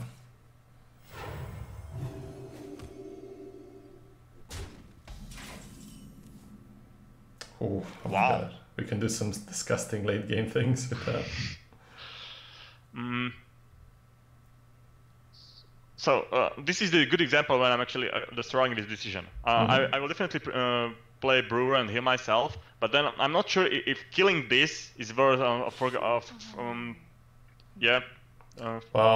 passing- if you are passing trading, them- healing your okay. minion is probably worth more than healing your face because of Holy Nova and Phoenix and such. Okay.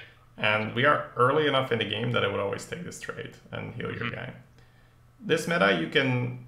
This early in the game, you almost always take trades. Just because people like Fungomancer, and Fungomancer can be quite nasty. Especially on... You know, that was such a clean kill that your minion didn't even take any damage. So you should look for reasons to not trade rather than reasons to trade. Yes. And there really wasn't that much of a reason not to trade on that particular board. And reasons to trade, you know, like Fungomancer, Elixir, all those things, right? Okay, this is I don't understand what is he doing. I mean, I'm trying to think about the board clears that the priest has, but I don't know. I'm just confused. He's not playing any. This is the I have a mind control tag. Please play more than one guy. Oh, okay. All right. So we are definitely not doing that. So I would love to put Divine Shield on the guys, but it's not worth it. So just. Divine Shield also doesn't protect versus anything right now. There's no Dragonfire, right? Yeah, exactly. So you can just play the fungal and don't make a dude. Okay. All right. That's fine. And then face with our guys and pass. No problem. He might also have Psychic Scream, so we're just gonna take it a bit slower. Mm-hmm. But we're definitely not playing into MC Tech that turn. Not after a hard skip on 5.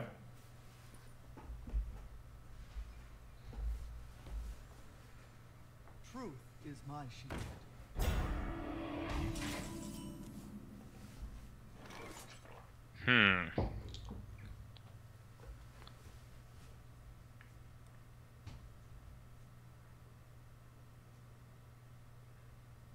Okay. So just bump the Divine Shield, play the Maul, kill it, and pass the turn. I mean, phase damage and pass the turn. Face into the shield, play them all. I agree. Yeah. And it's good that you spot that, because it's not a very easy way of navigating this game. I'm just thinking which one goes in. Yeah, okay. I'm thinking the 5/5 for Duskbreaker somehow, right? So, and then we just jam face with the others. Yep. And then he will either scream now, or he'll try to taunt us out or some weird thing. There we go. It's entirely possible that he has the MC tech there, right? So. Leandrin versus Gul'dan. Your soul shall be mine. My blade burns with holy fire. Okay. I'm definitely keeping Fairy Dragon. I'm not sure about the Divine Cleavers. I mean, against Warlock, should we keep one? It's a bit different than versus the Priest. Yeah. Because the Priest is more like a punching bag, you just need to hit hard enough. But if you don't hit the punching bag hard enough, you lose. That's the deal, because then they mind control and shit. I'm just looking at it, right? Looking at what we need. I think because you're keeping a 2, you do want to find the 3. So here I would throw him back. Yeah. Because there's less chance you're going to find the 3-drop on top. And wow, nice. We Kerbin. Hey, thank you, Sky. We did get an Asmo host today, though, so definitely not all me. Alright. Put them all down. Just Maul and pass the turn.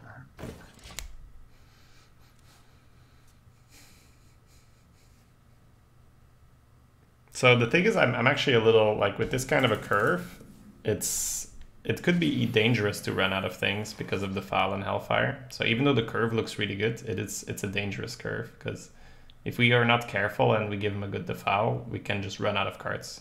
Yep. Okay. I want to play a Fairy Dragon in case you just coin out Stonehill or something. Yeah, I mean, Fairy's just better, right? So Fairy face, for sure. The thing is, Landy Simon, that I'm either doing leaderboarding or I'm trying to get meta reports out, and people like to know what's strong, not they like to just watch me play weak classes. Okay, couple of plays here actually. What I'm thinking, because he could coin out Hellfire, and in that case the Maul or the Voodoo and the Hero Power would be basically the same. But I like more killing 2-1 with Dharma, killing the 1-1 with the dragon, healing the dragon and the Hero Power. This is a tough turn to get right. Okay. I think this is more a Defile kind of thing, where I would put the Fairy into the 1-1 and I would Champions Maul the 2-1 and push face with the Maul. Alright. Because this way the foul will only kill the ones. Reporting for duty. Yeah. It's a tough decision to make because Warlock's a tough matchup for us. This is why I said this hand is dangerous because we can lose steam very fast. Wow. Okay. Verinder, thank you for that, man. That's great feedback. Obviously, we get punished for making a decision. Classic Hearthstone. That's fine. I didn't play around the Kobold Apprentice there, guys. Yeah. I would just trade. Once with the 2-1, I would trade and play. Well, we got a weapon actually. So, are you playing Panther this round? Yeah. Alright, Yeah. let's put him on the board. And then, what do you want to do here?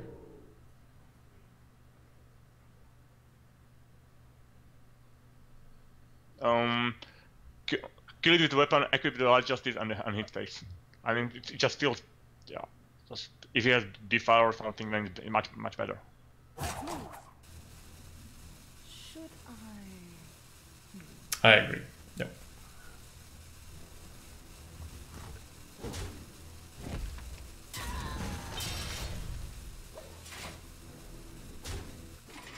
He didn't just pass for 5 turns and concede. Feels bad, man. Yeah. I think maybe that cleaver keep was correct. It's close. It's because we drew that light from that keep. Yeah, yeah. But maybe just Fairy and... Yeah, Fairy and cleaver was probably right. That's cool, though. That's fine. Yeah. It's 5 For versus Warlock, for sure. Okay.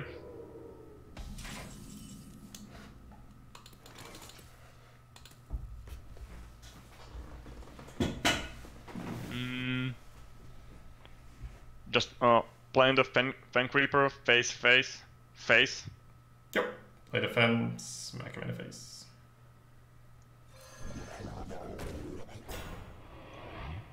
Yeah, not favored right now, but with some, like the Bone Drake was a great draw. Like, very, very good draw.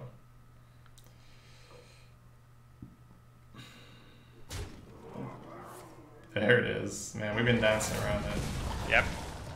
It's fine though, we made him sacrifice his tiger in order to do that. Oh man.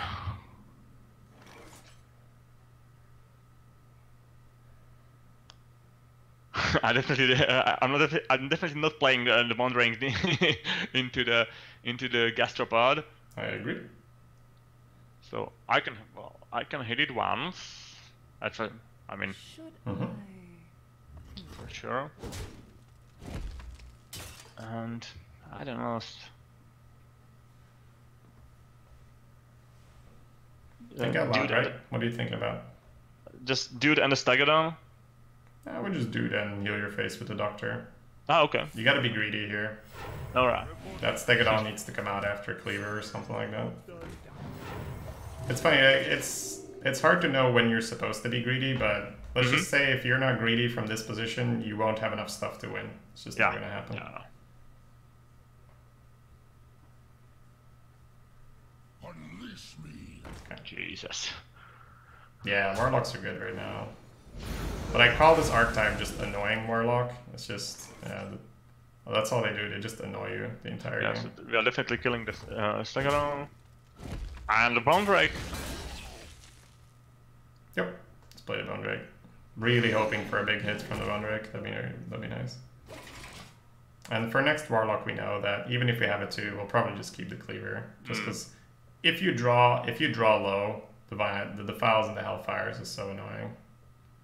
So it's more like a risk we're willing to take, where we keep Divine and we hope we don't get punished.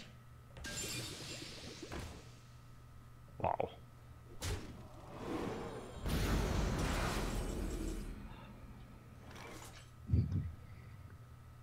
Okay, this is actually, oh, this is getting interesting, and I'm thinking, actually what I'm thinking is, we need to somehow get the board back. I think this is the turn, so I would kill the Cauldron with the Bone Drake, then I would Equality, kill the Dreadlord, and then play the Silver Hand. Yep, I agree. I think it's a tough situation. Had he not played the Cauldron, we had a much cleaner kill. He played Cauldron.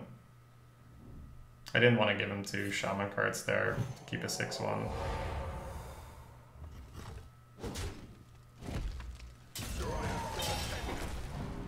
Ready, sir. Good turn there. That was clean. The quality's been nice in trying to swing the board back for us.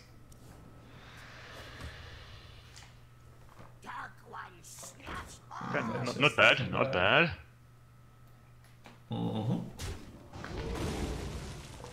Good Nice. enough.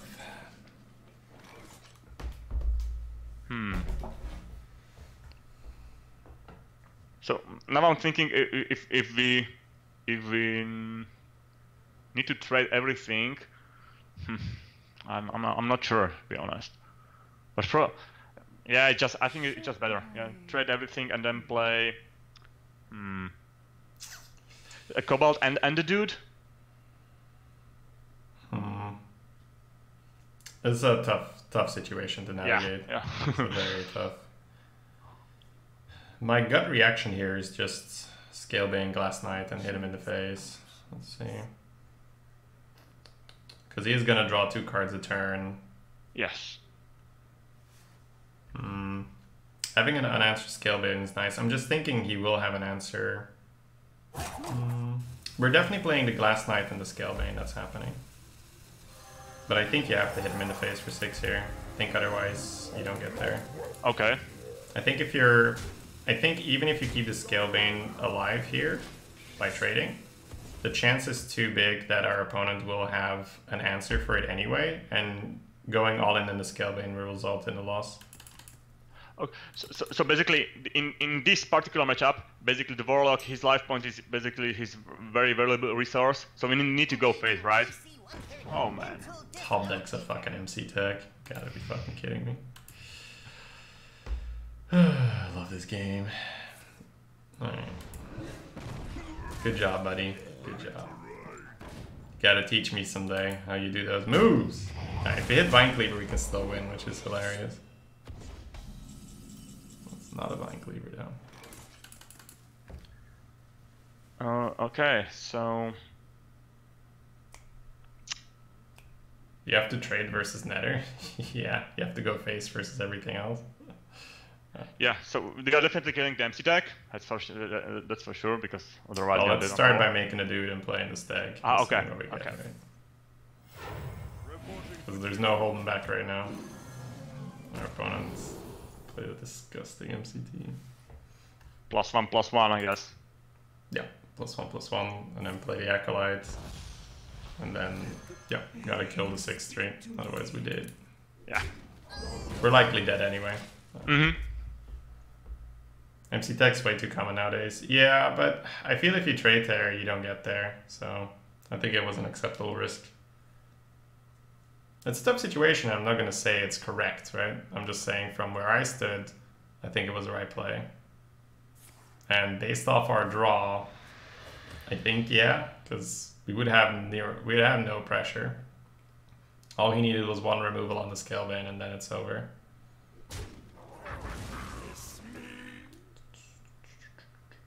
The fucked up thing is if we find Vine Cleaver, we might still win. Oh, Vine Cleaver is waiting. Alright, my boy. Now's the time. Come out and play. Damn, that's not good. Okay.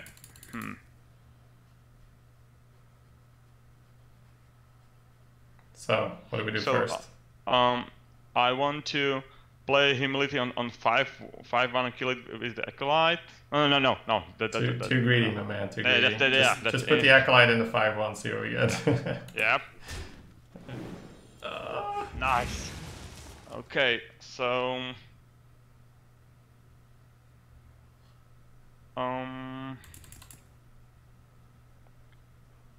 I think... so, it starts with Humility, the Bloodfen Raptor, right? Okay. I'm just talking it out. Because this is a tough one. Now you can make the hero power, you can equip the Vine Cleaver.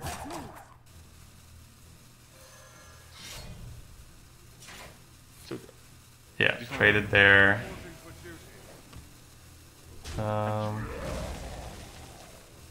sure face. I like face here. Yep. That's a tough call.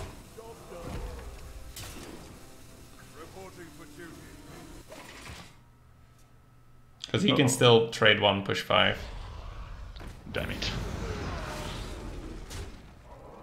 Do we have a way? Commander, right? Commander's the way here. Oh, do we live? We might live. Let's see. 7, 6, 1, 5, 1. Currently living, right? Just making sure we don't have to do any trading. Options. So, I mean, we're always making a dude and we put Steed on the dude, right? Yes. Now we have to see if there is any world where killing one of his things is better. 6, 1, 5, 1. Because even if he finds 1 damage, the Napper face is not going to kill us. So I just go face, you turn off his life tap, and you just kill him next turn. So.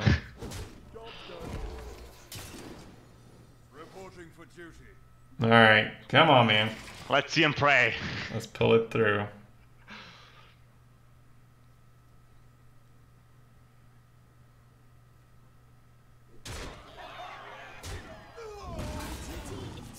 God damn. Yeah. That's perfect.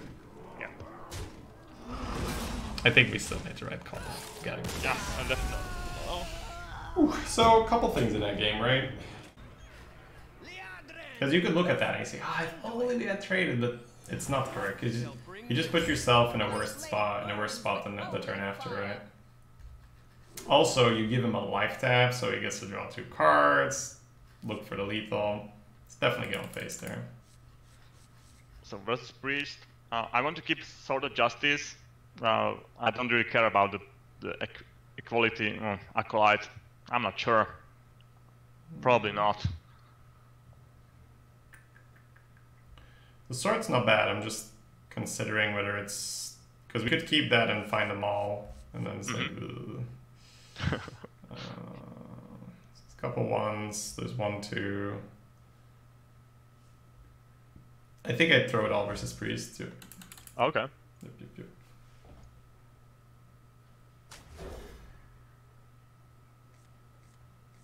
Nice. Couple It's Justice in the things.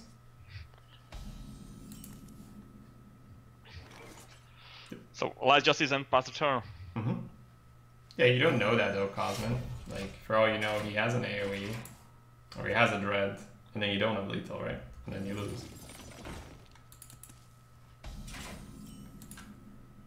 Yeah. Yep. Kill it, hero power. Yeah. No cash playing. Fuck no, man. You can't use hindsight here, guys. You guys give him 2 cards to begin with, right? You give him 2 cards to win the game right there.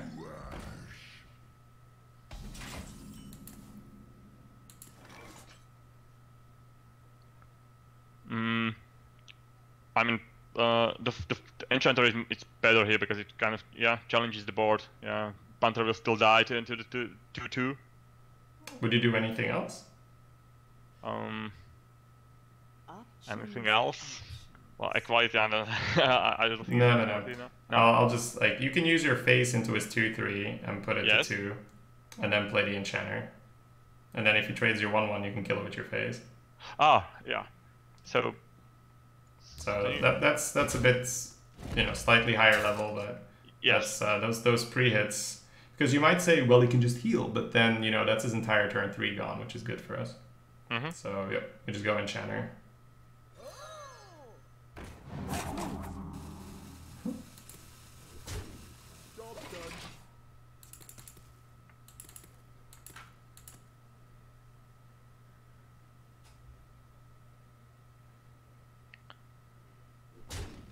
Yeah, he will heal.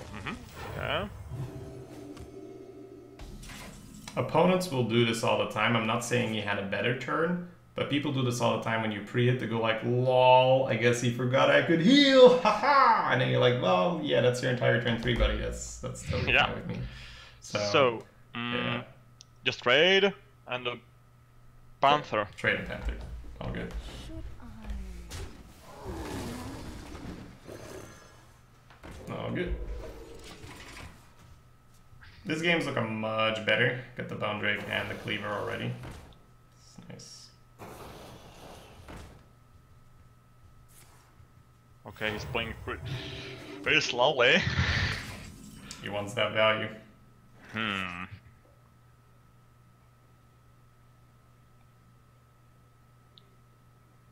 So, step by step, what's happening for sure? For sure. I'm thinking. Let's break it up, Yep. right? So what are you spending your mana on? A Glass Knight for sure. Alright, let's put the Glass Knight down. And what's the next decision here? So we have to decide. Either we trade and keep our Panther alive, or we go face. Give him a lot of options. Yeah. I like that. I think you just double trade. It's fine. Okay. Okay. It's a bit weird, but you have Bone Drake and Divine Cleaver. I would push face here with the face.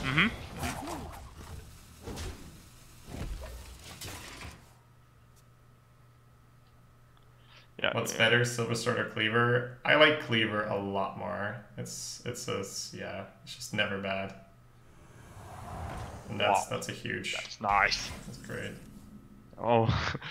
So, Glass Knight into the Light Spawn, kill it with the weapon, and Bone Drake? Definitely Bone Drake. You could argue talking about a Duskbreaker here, which would end up killing both your Glass Knight and your 4-1. But if that's the case, you're just going to Vine Cleaver to Duskbreaker and smack him for 6, so I'm okay using the Divine Shield in the face. And then Bone Drake push 4. All good.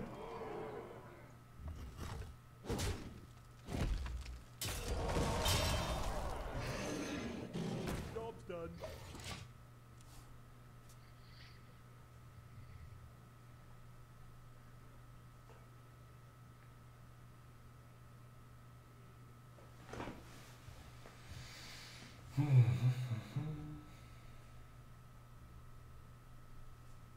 What you got, my man?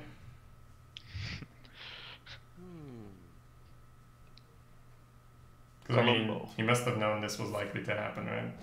So Nova instead. We're pretty happy with the bump. Wow, it's really good. Yep. So it's a 10-14 face damage. Yeah, even if it's Cleaver and send it downtown. Go. Yeah, it will opens us up for the NPC, but it doesn't matter now, I guess. Yeah, I mean, it could happen, right? But at the same time, you need to pressure him. Yeah. Because if you don't do anything, then he wins the game of doing nothing for sure.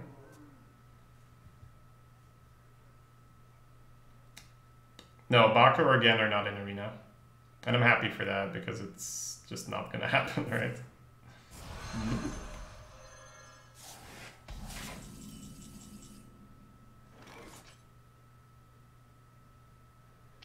Okay. Vine Cleaver face for sure. Yeah, that's for sure.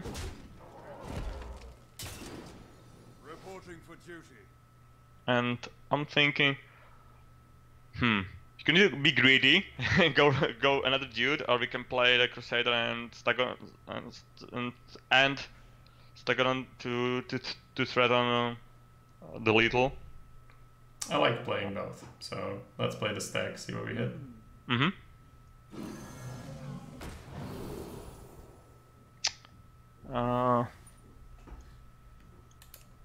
I guess +1/+1 is better.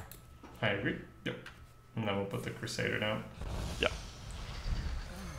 I'm drop dead gorgeous.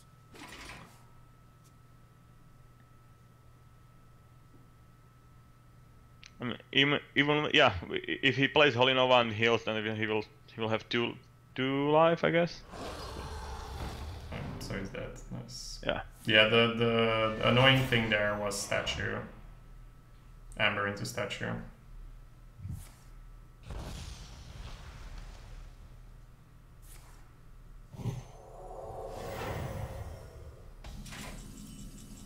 So it's 2, 5. Yeah, he's still dead. Yeah, just make sure you use 2 damage to kill the taunt.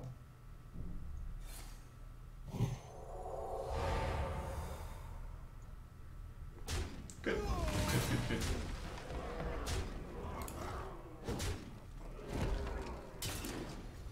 Reporting for duty.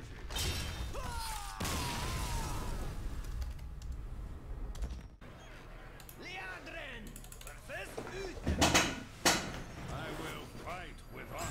My blade burns with holy fire.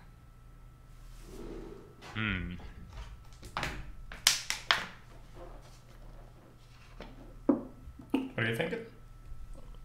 I really want to keep the Vine Cleaver against another Pally. I mean, it will be all about that in the late game. In the late game. Pally v Pally, it's more about the early, so I would full Okay. Maul here for sure. Yeah. The Vine Cleaver keep is more something against people that are going to be defensive, like the Warlocks, like the Priests, like Druids. So we are throwing everything away. Yep. Yeah. Okay. Pally v Pally, like Light's Justice or Maul or something is really important. We get Doctor.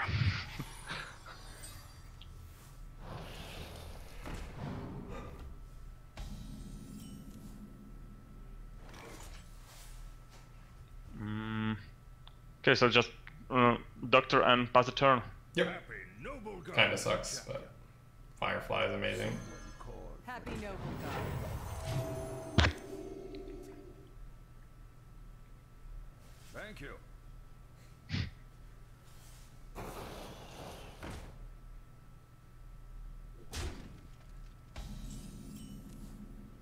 Okay. Some people, man.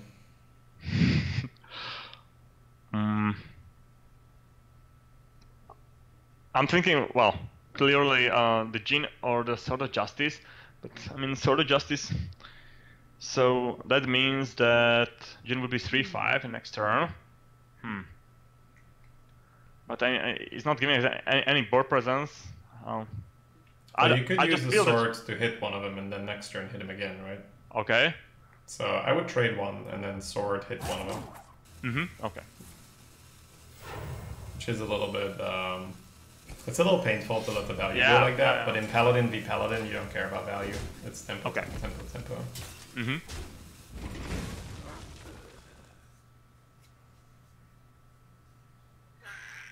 The face hit was really funny there though, my god. The amount of things he opened up for him there, like that speaker, bells, Argent Protector, any of those things.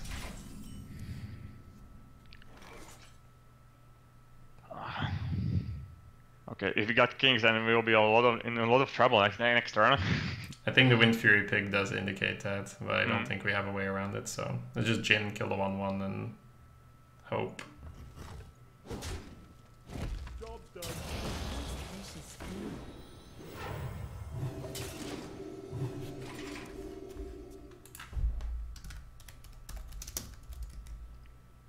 Sorry Norm, the bot kinda cut you there by default. Try to be Nice. careful with the random like 8 TTPS. Damn it.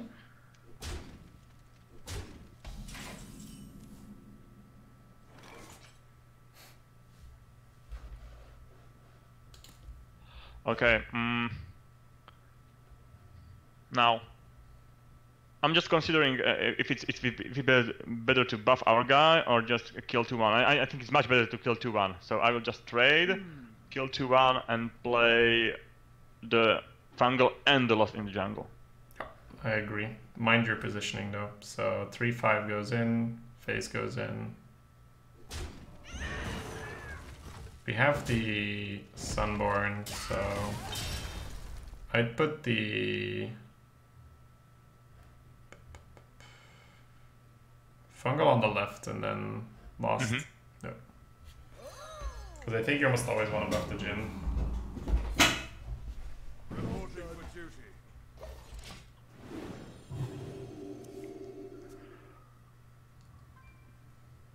Yeah, Ant missed exactly. That's why I like picking kings myself.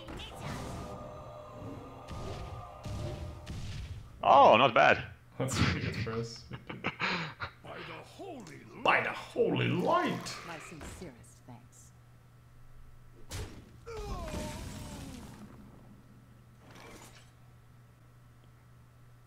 Okay. Valkyr and the full clear of the board. What's getting buffed? Definitely this. Definitely this. The Jean and the dude. And I will trade with the 3-2 to the 1-1. So I got everything healthy. I mean I will keep all 3 minions. That's what I'm thinking. So he doesn't have MCT, but I still think that the health might be better on the other one. Okay. So the Jin kills a 2-1, I agree. Yes. And Fungal kills a 1-1, I agree with that as well. Let's have a look. Okay. Wait. Okay. Yeah, you can buff the dude in the Jin and free kill. That's fine. The dude might be useful for like a Sunwalker Divine Shield or something like that. It's just good to consider it, right? Because you could keep a 3/3 and not be in MC Tech range, but it'd have to be a top deck MC Tech. It's more for like Consecrate.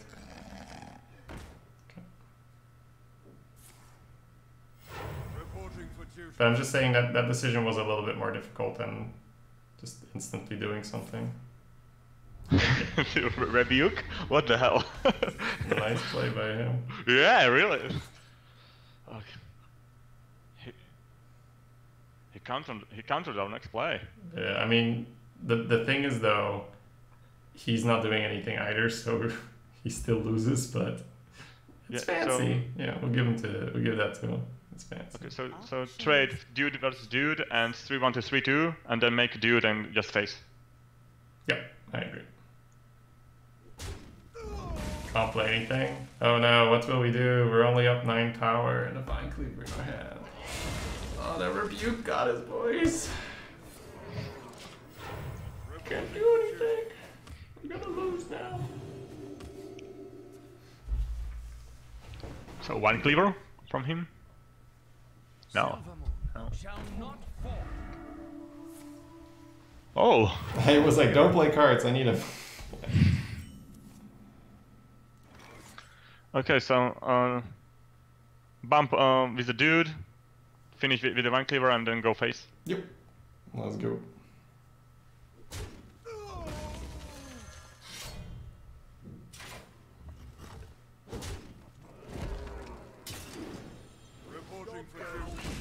Reporting for duty. Rebuke Divine Favor synergy. Poggers.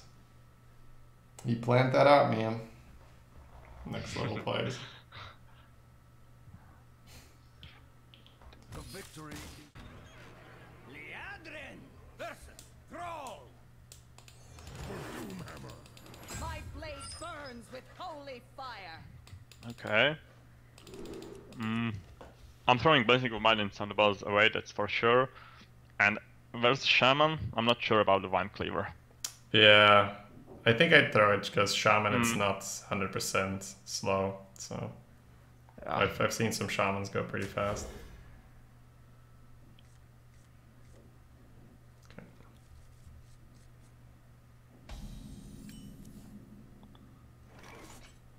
Job's done. Yeah, so easy turn 1.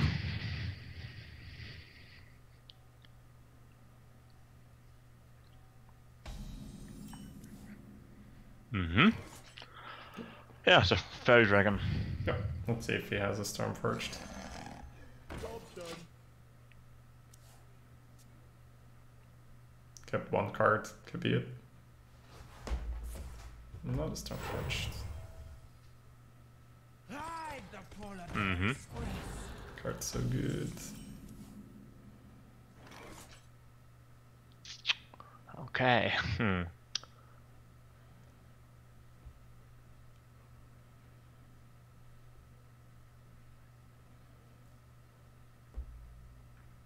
So I don't think we need quality yet. I'm not sure. No, I agree. Not a quality for me either. So Acolyte, I don't want to. It's I a mean, tough situation. Yeah, 'cause- I don't want to lose the yeah, backward but three. the thing is he can play other things, right? There's even a world where it's dude and a next turn Stegodon adapt the dude. Okay. And then you'd be fishing for Death Rattle. It's just a bit dumb. I think it's Acolyte and Face, you know. It's a tough situation. Yeah. Because if he has a Tar Creeper or anything like that, we just get but you kinda get annihilated no matter what. I guess with the dude you have the option of trying to fish for poison for the tar. Also if he has the 2/4.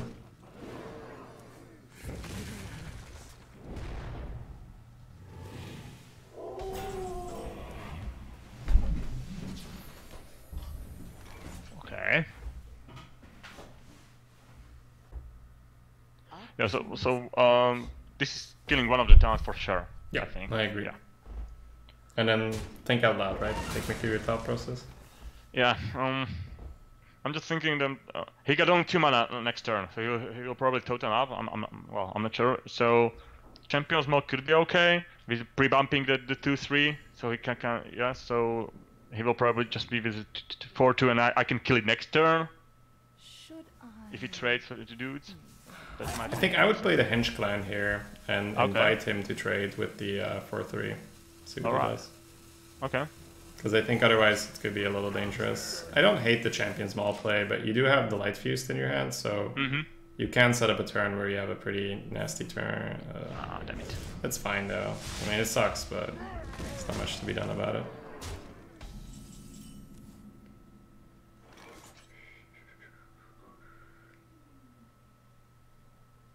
Silverhand Knight. Here, there's an option of going for the Champion Small Hero Power to set up for a swing with equality next turn. Because he might just jam like a Nesting Rock here. So what I'm thinking is if we go Hero Power Maul now and hit his guy, pass, he plays a thing, we can equality Light Fused. Yeah. It's kind of dirty. Okay.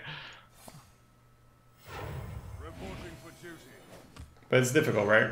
And Yeah, the games are going to get more difficult the higher up we go. So we are definitely bumping, right? Yeah, we are bumping because we want to incentivize him going face so we can win up more dudes. You have the healing in your hand and there's some healing in the deck, so definitely haven't lost yet. dark path is my destiny. The face, Oh. though.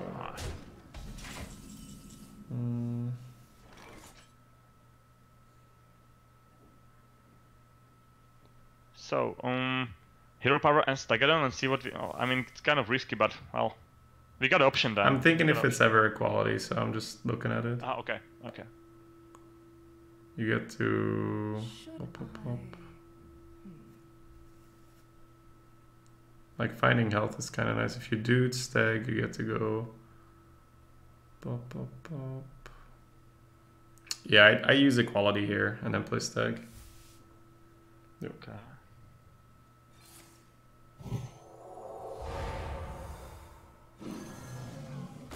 Divine Shield would be really nice.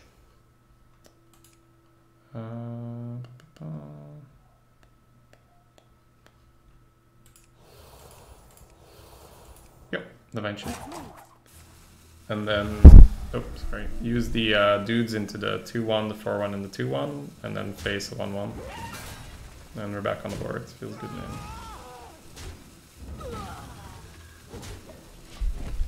Nice. Tough one.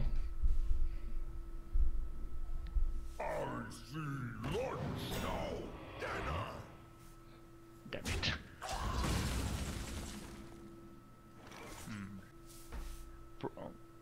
Probably just Brewer, Panzer, and just pass the turn. I don't think we can kill it. I don't like using the Thunderbelt on this turn. I would play the Silver Hand and the Hero Power, and Okay. then I'm thinking about trading some stuff. Attend me. Ready, sir. Reporting for duty. So he's gonna kill that. It's down to 6. 3 bells on that. I definitely throw in the Scorp and one dude. So now he storms, trades. So one dude? One dude for sure. Yeah. At 8. 3 bells. I think that's enough. Yeah, you still want the spread. But I don't want to have 0 damage on it for storm.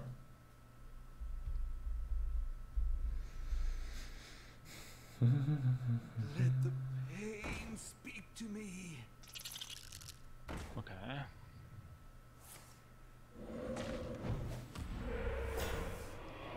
Fucking taunt totems. It's considering the face. It's interesting. Okay. All right. So I'm gonna just think on this turn because just wanna math it out a bit better. Boom.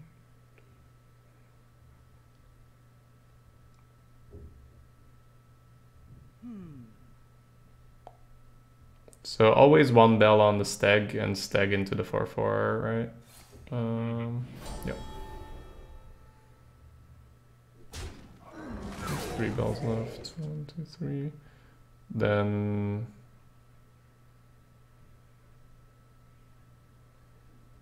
maybe with the might.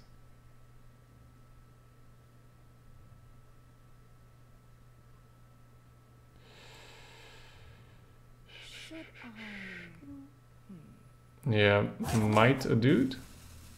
Dude into the totem.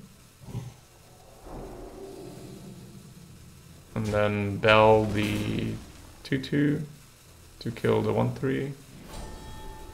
And then play the fungal and go face.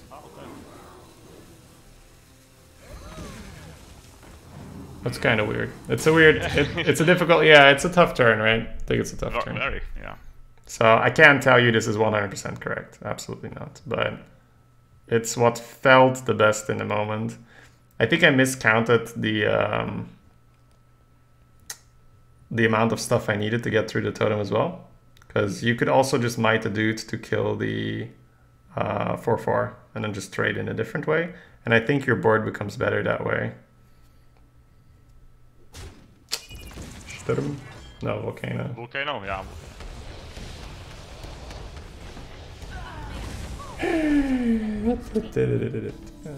Yeah, this is the part where you really want to draw your big stuff. Oh. I'm thinking so. I would definitely play Last Justice, Bump, and then Hero Power and Brewer. This is 7. But just this bump for sure, yeah. Yeah.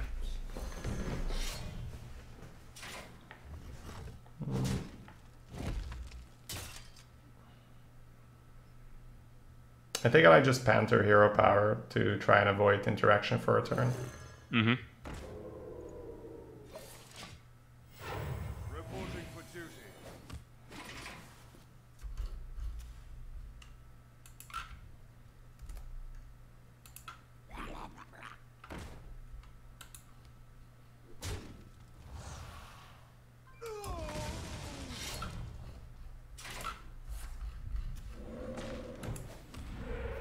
Ah, damn it.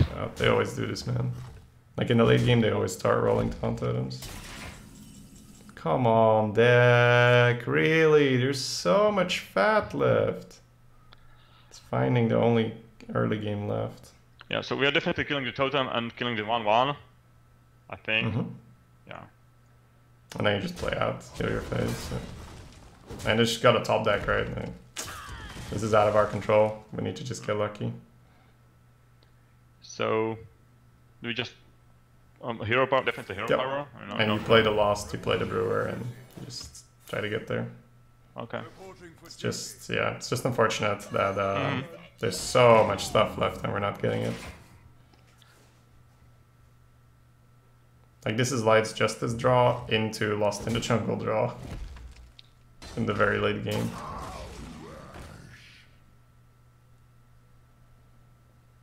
It's fine, we can still get there, right? One Vine Cleaver and might be enough to bridge the gap.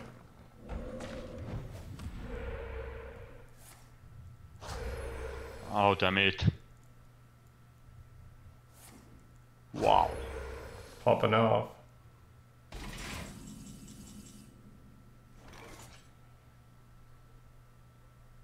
So, killing 1/1. Take your time. So, what are we doing with our mana? You hero power and Crusader. Yep. So just like step by step, get on the board. Okay. So. Reporting for duty. I think you're right. I think it is face the 1/1, 2 dudes into the totem, but you have an option to kill this 6/7, Yeah. right? So Yeah. need to recognize that. But I think it is face the 1/1, dudes in the totem and push 4. Yep. Yeah. Try to get a better trade next turn. I mean, there is no reason to somehow calculate. Okay, he played elemental, he got 2 random elementals. Maybe he had blaze color or something. I mean, we can't calculate with that, right? No, I just kill the 1/1, 2 dudes into the totem, push 4. But there was definitely a world where you kill the 6/7, try to stall. We need to hope that he's afraid of Silver Sword and that he's trading. If he starts going face, this will be difficult. He got that randomly, by the way.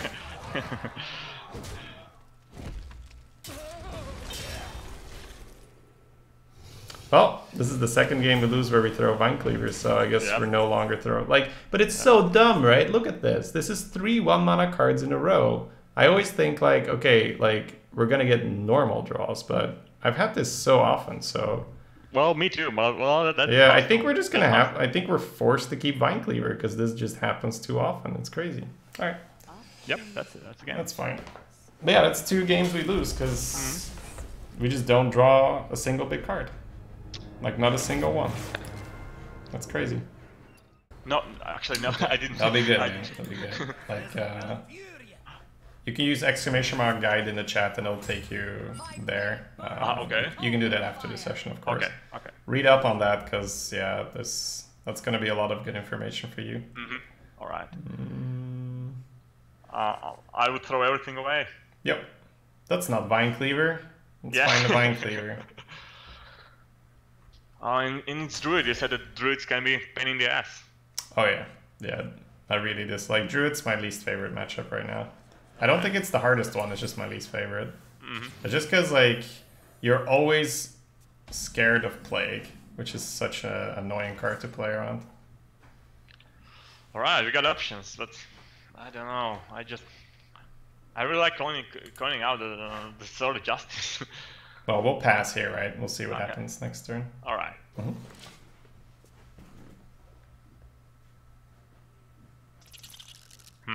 Okay.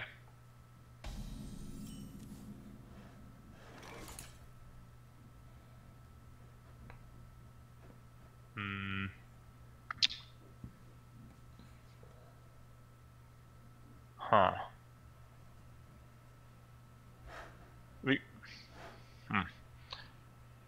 We could call out the Champion's Maul, bump, and then basically force him to use hero power, or less. You will not be forced, right? Yeah, He'll play a 3 if he has it. But I do like Coin Maul hit his guy, for sure. Yeah. I'm just saying, when people say that, like, you force the hero power, because you have a one-health guy. I know, I don't force it, but I mean... Yeah. Coin Maul hit his guy, for sure. Okay. No, I think it's actually correct to keep it, Java, but it's based off how the meta has shifted over the last couple days. I wouldn't have kept it a week ago, and I wouldn't have claimed it was correct a week ago. Now I think it's genuinely correct, because we have 2 losses, both caused by throwing Vine Cleaver. Kind of crazy.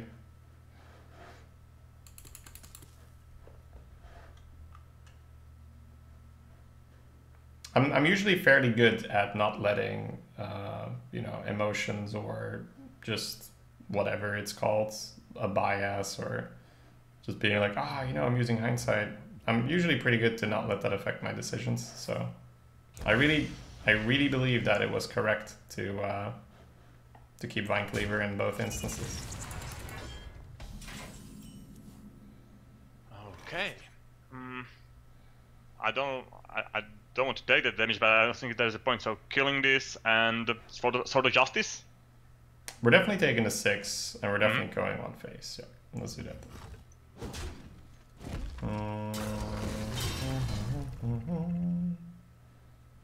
I like the Justice as well. Like, there was an option of going Fairy and Dire Mole, and next turn double Bell the Mole. That was pretty good. But I think, like, I think once again, a little while ago, yeah, this is why, right? Like, people play slow now. Yes. So, once again, last week, I would have done the other play, but right now, I don't think so. So, these go face for sure. Wait. Oh, okay. There is an option where you might your guy, and you go Fairy Mole. I don't think so, right? I think we're playing a slower game. So, what do you want to do with your mana? Let's talk that over. Yeah, I was thinking play it slow and Hero Power and Fairy Dragon. I think I would rather Mole and Fairy, because I think a 2-4, because you're going to play Fen probably into Argent or Bells. A 2-4 is much nicer to Bell later on than a 2-2.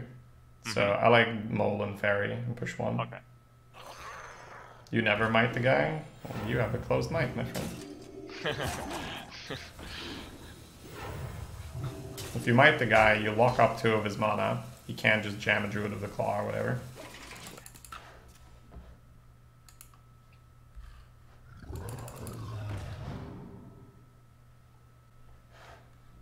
Everybody's always so quick to say like, oh, that's such a stupid play, oh my god. But they don't really look at the full scope of what everything means. Okay, Silverhand Knight, I guess. Should I? So I think Silverhand Knight could give him a decent Plague on curve, and that's what I mean, why it's annoying to play against Druid. I would just play the Fen Creeper and go phase. I think it's fine. Then why didn't you do it? Because I decided against it. But if you can just tell me at the start of my turn, well, you never might do it, I'm saying that you're not properly thinking about your moves, my man.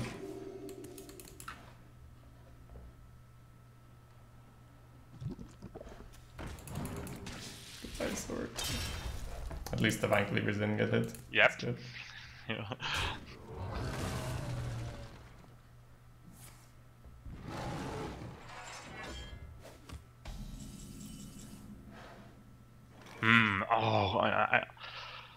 Okay, I would. I think I would Hero Power, heal the Fang Creeper, trade with the Mole, and then go face.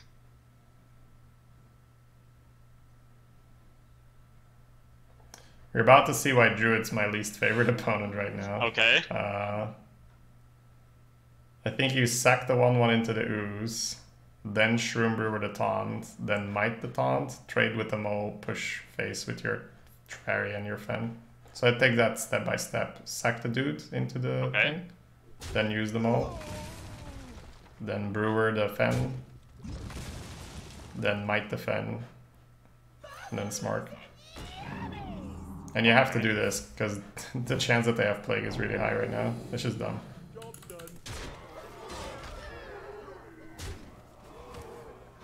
So, just explain me, what are you thinking? Less minions on board, man. Just no hero power, sack the dude. He might still do it here, right? Because it's 20 health. Yep. That's fine. Yeah. It's just, when you're playing against Druid and you're winning, less minions on board is better. Just don't die, don't. Like, if you give him the Plague, he will live for UI and he will win. But now we can Commander and kill him, so.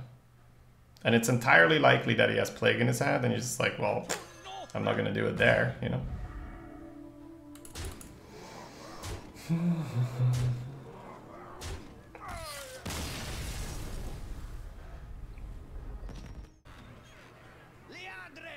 Versus Uther. I will fight with honor. My blade burns with holy fire.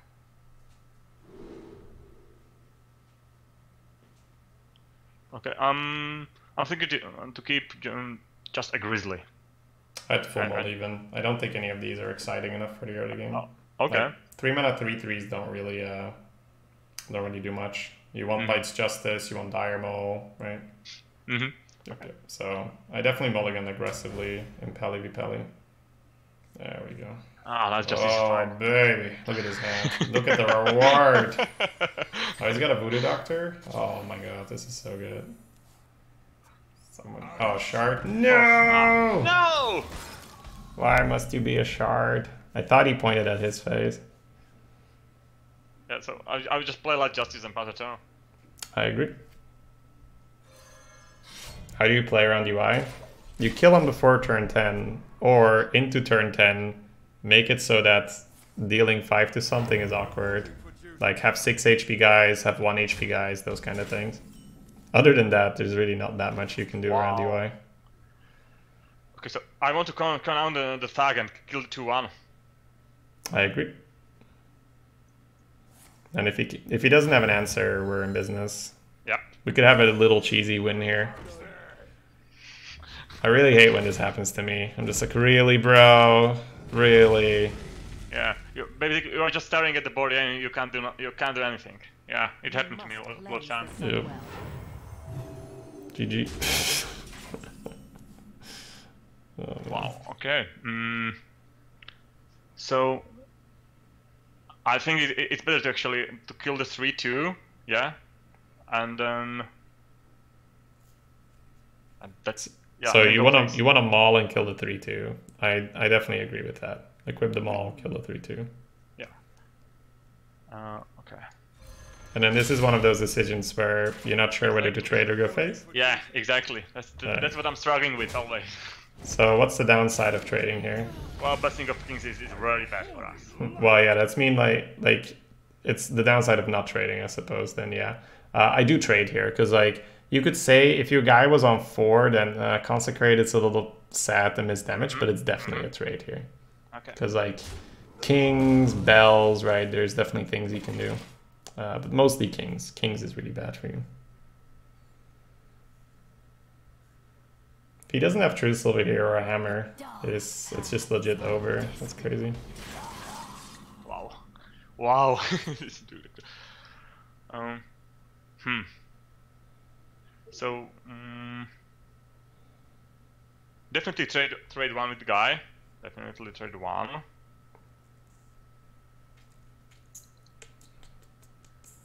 Just checking, right? Just checking. Okay. Because you might bells and then it's weird, but no, I think 1 guy into 1 is fine. Yep. I will probably still trade with the Thag and heal it. So talk me through it. Okay? So on the board, face into the 1/1, 5/3 into the 2/4. I agree. Yes. So do that.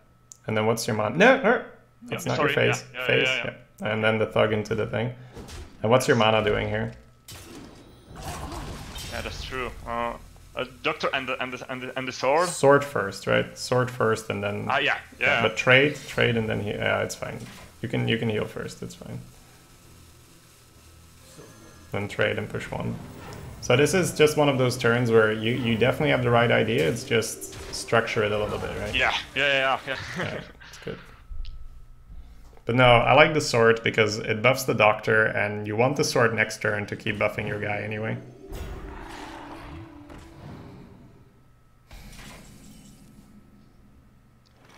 Okay, 5 mana. So bumping the dimensional with the face. Yes. Yeah, and then talk me through the rest. Okay. And here I would still kill it with the Thag. Well, we can actually use this. I was thinking trade with the Thag, or kill with the Thag, trade, and then go Grizzly and Hero Power. I think here it's a bit of a weird play, but I would bells the Voodoo Doctor to kill the taunt, so you can start with that. Okay. And then you bells the dude and might the dude, and use the dude to kill the other one. Okay. And then you go face with your thug. So trade with the little guys, push face. Because it's from this moment on, you don't really want to give him more time. This way we don't give him MCT, and you're just going in, right? It's just so much damage. Yes. Okay. And next turn you can still put your taunt down if you wish. Oh my lord. What the hell is this? Yeah, right. Henge Clan. Yep, Henge Clan's so stupid. Okay, kill it with the face. Then goes face damage. That's 11. And just play Crusader. I definitely like to live with the face, and I definitely like face with our guys. Yeah. I think I'd play the bear just to play around a messenger for 6. Messenger for 6 kills your thug, so. But yeah, this is one of those games where it's just how do I avoid losing? So definitely no hero power. Because we were winning from turn 2. Nice. The victory. Okay. I'm gonna take a moment here, because if you need to like go to the bathroom or whatever. Okay. For too long, you can end up losing the game without ever getting a good time to use them. So in that case, I felt like turn 5 was a turn where the bells were good, because it allowed your thug to stay healthy and go face. Yes. Whereas if you traded with it and he top decks a Hammer of Wrath, he might kill your thug. You know, you might not win the game from there on. So keeping the thug healthy was just good. All right. What do you want? All right. So let's just use this keep for sure, and these two go away. Yep. Okay. Yeah, we're looking for probably one more early game card and then late game. Okay, that's pretty much exactly what we wanted. Cool. Yeah. I have to admit, I'm a little bit nervous about the mage, about high-win mage. They usually got either crazy decks or they were super lucky. Yeah, most of them are just tons of AoE. So our deck is actually not that bad against it because we have a little bit of a heavier variant. We just need to find Vine Cleaver. So Fairy Dragon, and I think we can go face. I think it's still Fairy and hold for now. Okay. I think next turn we can start smacking him for sure, yeah. I just you have equality in the hand, so you're definitely going to want to have an activator for that later. So I just don't want anything weird happening, so I'm fine with holding for now.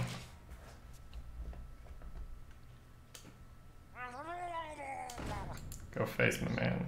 Easy. Oh, wow. Yep. Definitely go face. Yep. Who comes there? Job's done.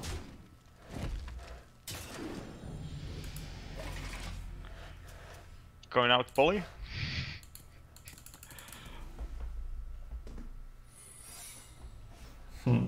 Okay. So we can check for runes. Yeah, we'll definitely play the fungal and see what happens.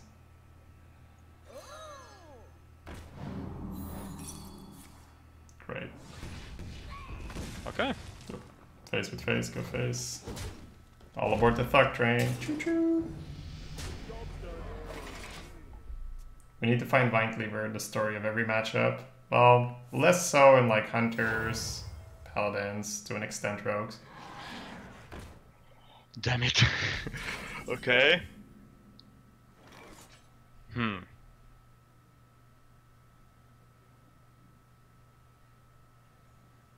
So, okay, now this is tough decision. Tough decision for what? I mean, I'm thinking we could kill that, or no, or we will just raise him. Are you thinking leaving it alive to use it against him? Yes. Well, it's gonna kill your thug, so in terms of racing, it's more beneficial to kill true. it. Right, so you definitely want equality and kill it with your face, and then just push 6 afterwards. Make it do. So I get that you might want to keep it alive to exploit it, but it's just gonna kill your thug, and that's just not good for the race. Okay. Also, you don't need to put yourself in a racing position here. You're curving really nicely.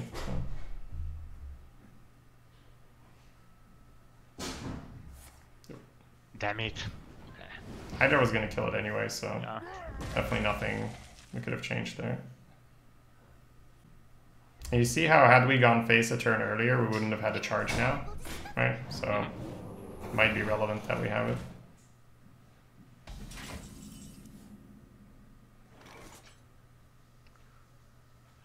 Okay. I think I'm pretty sure if he would have the polymorph, he would use it. So I want to play Steed and trade. Yeah, it's hard to get a good Steed versus mages, so I would Steed and kill the 2/3 myself. Yeah.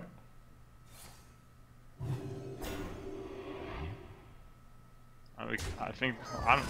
Oh, let's keep the let's keep the charge. Yeah, like 1 charge you keep, like it's fine. Unless you're 100% equipping a bigger weapon next turn, just keep the 1 charge.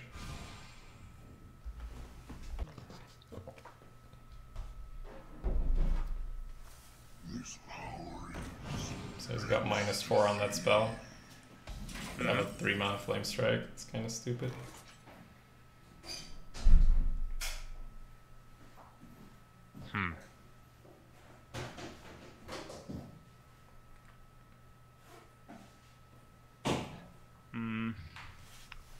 Some options, but I would say Vulcanosaur and see what happens.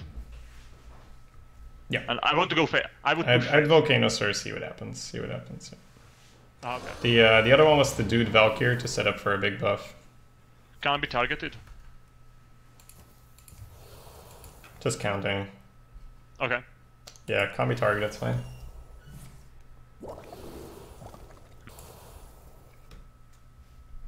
I'm thinking attack or divine shield. Attack or divine shield. I like the shield. Okay. And I think because of that, you trade the 1/2. Yeah. Okay. Yep. Then we just chill. I would have liked Stealth Wind Fury. Fortunately, didn't get it. Blizzard. You're fucking joking. This is great. Oh my god. That's so incredibly lucky. Yeah. Top deck as well, right? My god. Alright. Whatever, dude. Mind if I roll need? Oh, so the charge... Now the charge is useful.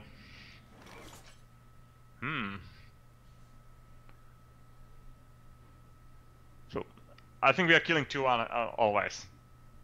With the charge. That's fine. Yeah.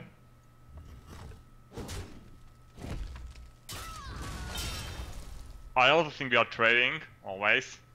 Yep, that's also fine. Yeah. No, I would like to develop the Valkyr, but what can I do? It's fun. We could create some dudes like 1/3 dudes, right? Yeah, you have a lot of options in this late game. I would just hero power Bone Drake and check him for Flame Strike, and then next turn let the dudes come on the board.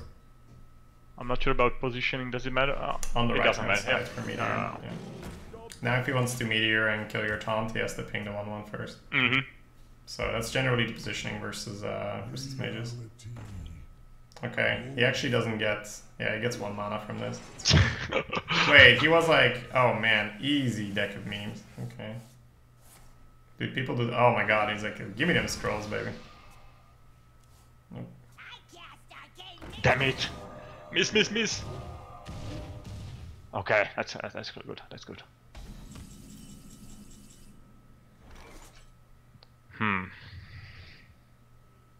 So 2, 3, 9. Here's 14.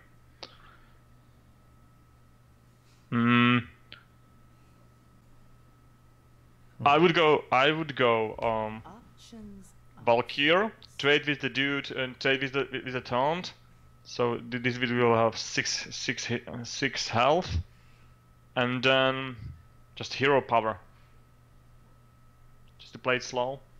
So this will trade and it will live. This will die and this go face, and we got Valkyr and one more dude. Yep, I like it. Yeah. Okay. So sack the 1/1. Okay. No. Oops. Shit. Oops. Wait, I might change my play now. Okay. Trade the 1/1 hero power, and then play Valkyr on the dude and the dragon. Yeah, I think that's better now. Okay. So sacking means sacrificing, which meant we would sack our 1/1. I knew that. I was just sorry. Yeah. So, what was the reason you were doing it the other way? Because from my point of view, we were going to health buff the Stegodon to free kill the Artificer and sacrifice the 1/1. Yeah.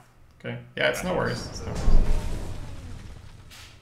Wouldn't have changed that much in the end, honestly. The way how it played out.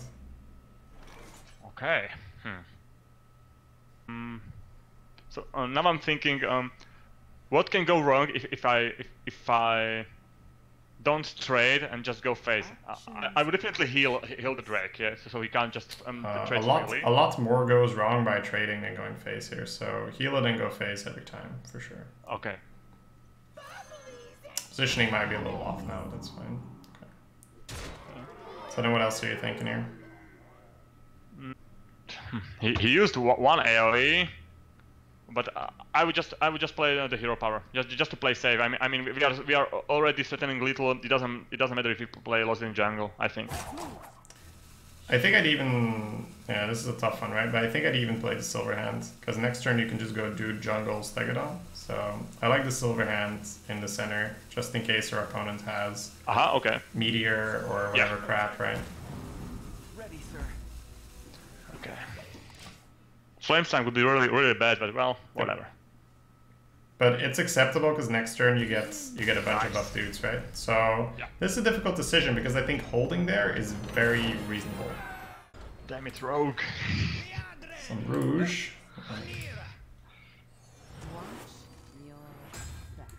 My blade burns with holy fire. Okay, we got a one cleaver. You know what to do here, right?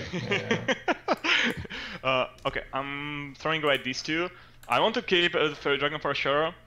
I want to keep the one cleaver for sure. Yeah, for sure. I like it. Oh, Last Justice, that's good. Okay, good. It's our boy Vine Cleaver coming in. Happy Noble Garden. Happy Noble Garden. It's our second boy Vine Cleaver also coming in. It feels like it's one of the other, right? Like we either throw it and we don't see anything, or we keep it and we see both. But honestly, I'd rather have both in my opening hand than never see one, so whatever.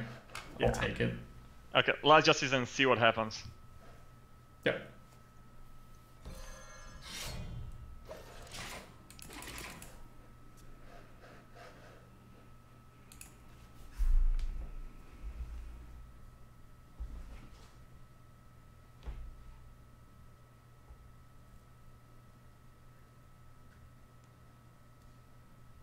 Vine Cleavers always travel in pairs. So.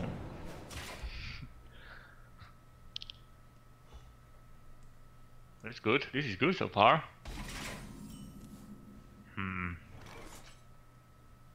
Yeah, so Dragon. I mean, Dude will just die. Yeah. So. Fair doing. Oh, we can keep the weapon. Okay.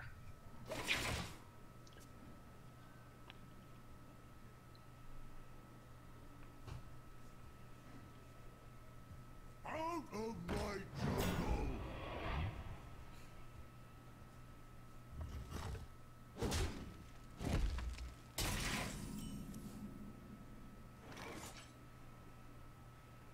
Okay, if he didn't bump if he didn't hit the dragon, I would probably just train and heal it. But now it's kind of, I don't know.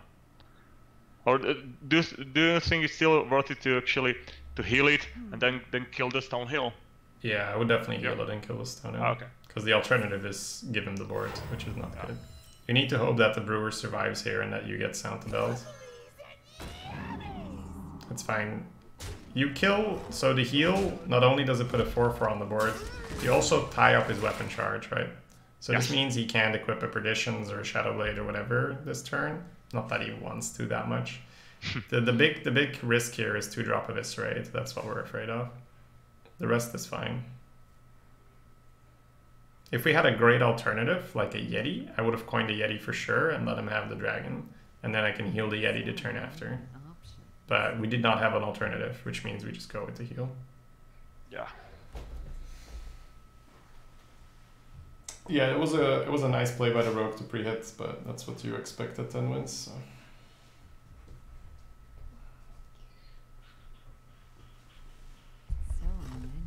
Finishes the job.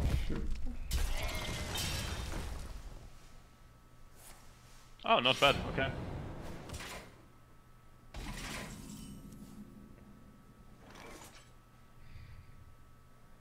So we got some options. I'm thinking actually, you buff the guy or just or dude, and then buff it. So we got 4, 2, and 2, 3. No, yeah, we got 4, 2, and 2, 3. Both are options.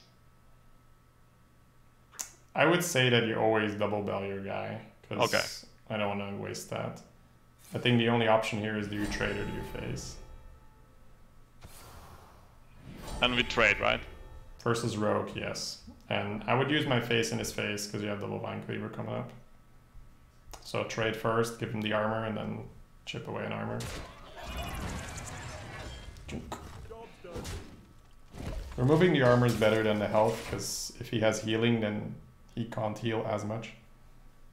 Okay, you said that versus a rogue you would trade, and versus which Because class of you... this. Okay, versus which class you wouldn't? A hunter there, I would have probably just smarked down. There's other options as well, but there's and also like versus a warlock, I probably would have smarked. But yeah, versus a rogue, never. Versus a rogue, Okay. never. So just hero power Jean and go face. Yeah, hero power Jin, go face. Reporting for duty. We're making it obvious that a Vine Cleaver's on the way, but it's 3 free face damage. I don't think we give that up. If he's paying attention, he knows what's about to happen, right?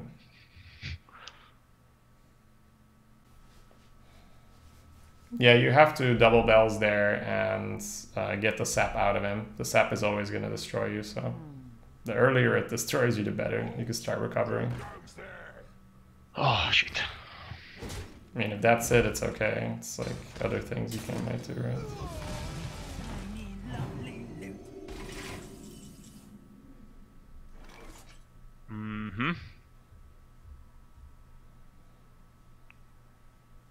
Well, we have to get rid of this. I mean, we have I to. agree.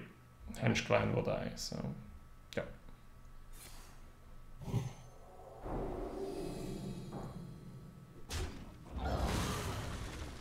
And I think we can actually bump it, yeah, to keep it on 1 health and then go Dude and Acolyte. Absolutely. Yep. Reporting. A pre-hit might be very useful. Hey, speak to me. Nice.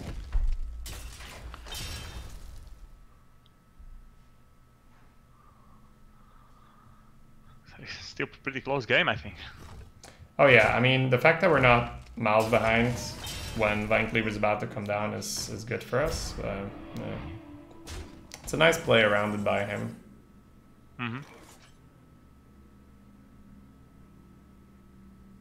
Okay, so yeah, I guess second Acolyte first to see the draw. Yep. Yeah. Okay.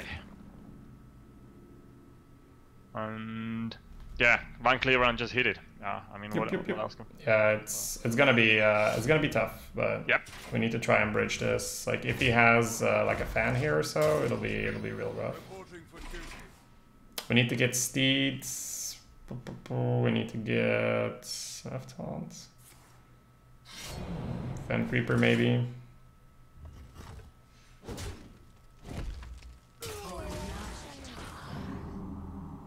Nasty.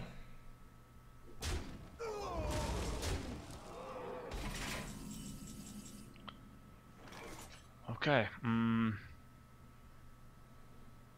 What can we do with that?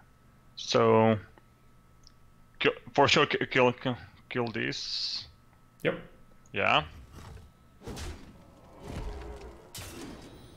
Reporting. Now, Silverhand, Hero Power, and Doctor. Yep. Yeah, dump the board and then hope we get a good equality. Yep. Attend me. Ready, sir. I'm not sure about the positioning. Betrayal Yeah. can use some work. Just hero power and then put the Voodoo Doctor between the dudes on the left. Reporting. Here, yeah, like between these on the left. Okay. Yeah. Normally you put the 4 on the left and then the Voodoo Doctor on the far right. That would also be fine. This is a little messier, the positioning, so make a habit out of it to put your silver hands on the left. It's fine though here because everything is a dude, so.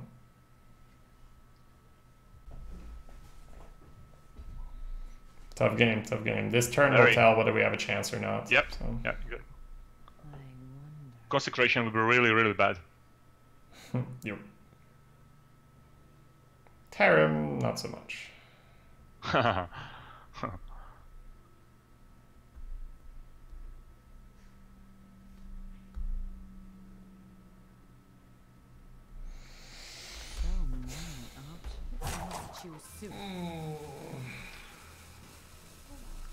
Come on, Steve, baby. Doing a full trade turn or getting some smart in there?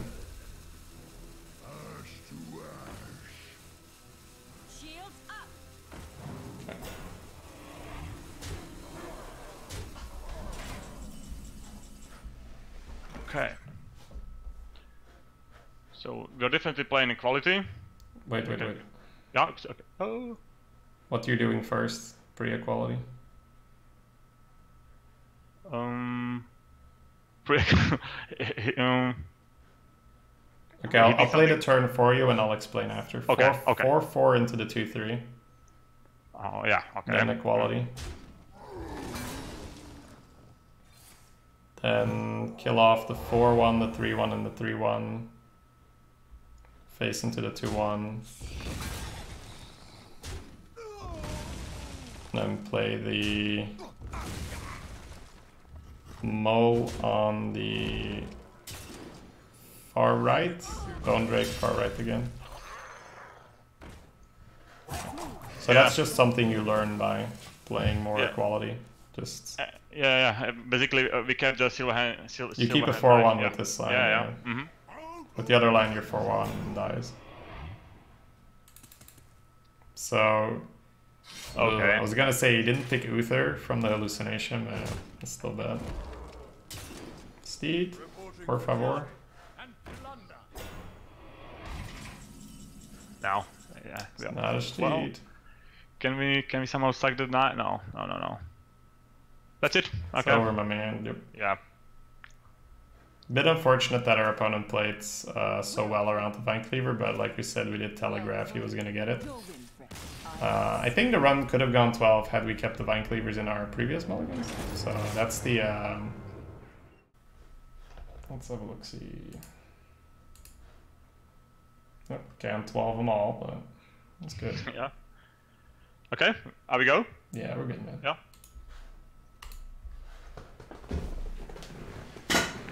Yeah, you played well, man. You played well. I think there were definitely some really good coaching moments, but overall, felt like you had the right idea of what we were doing. So.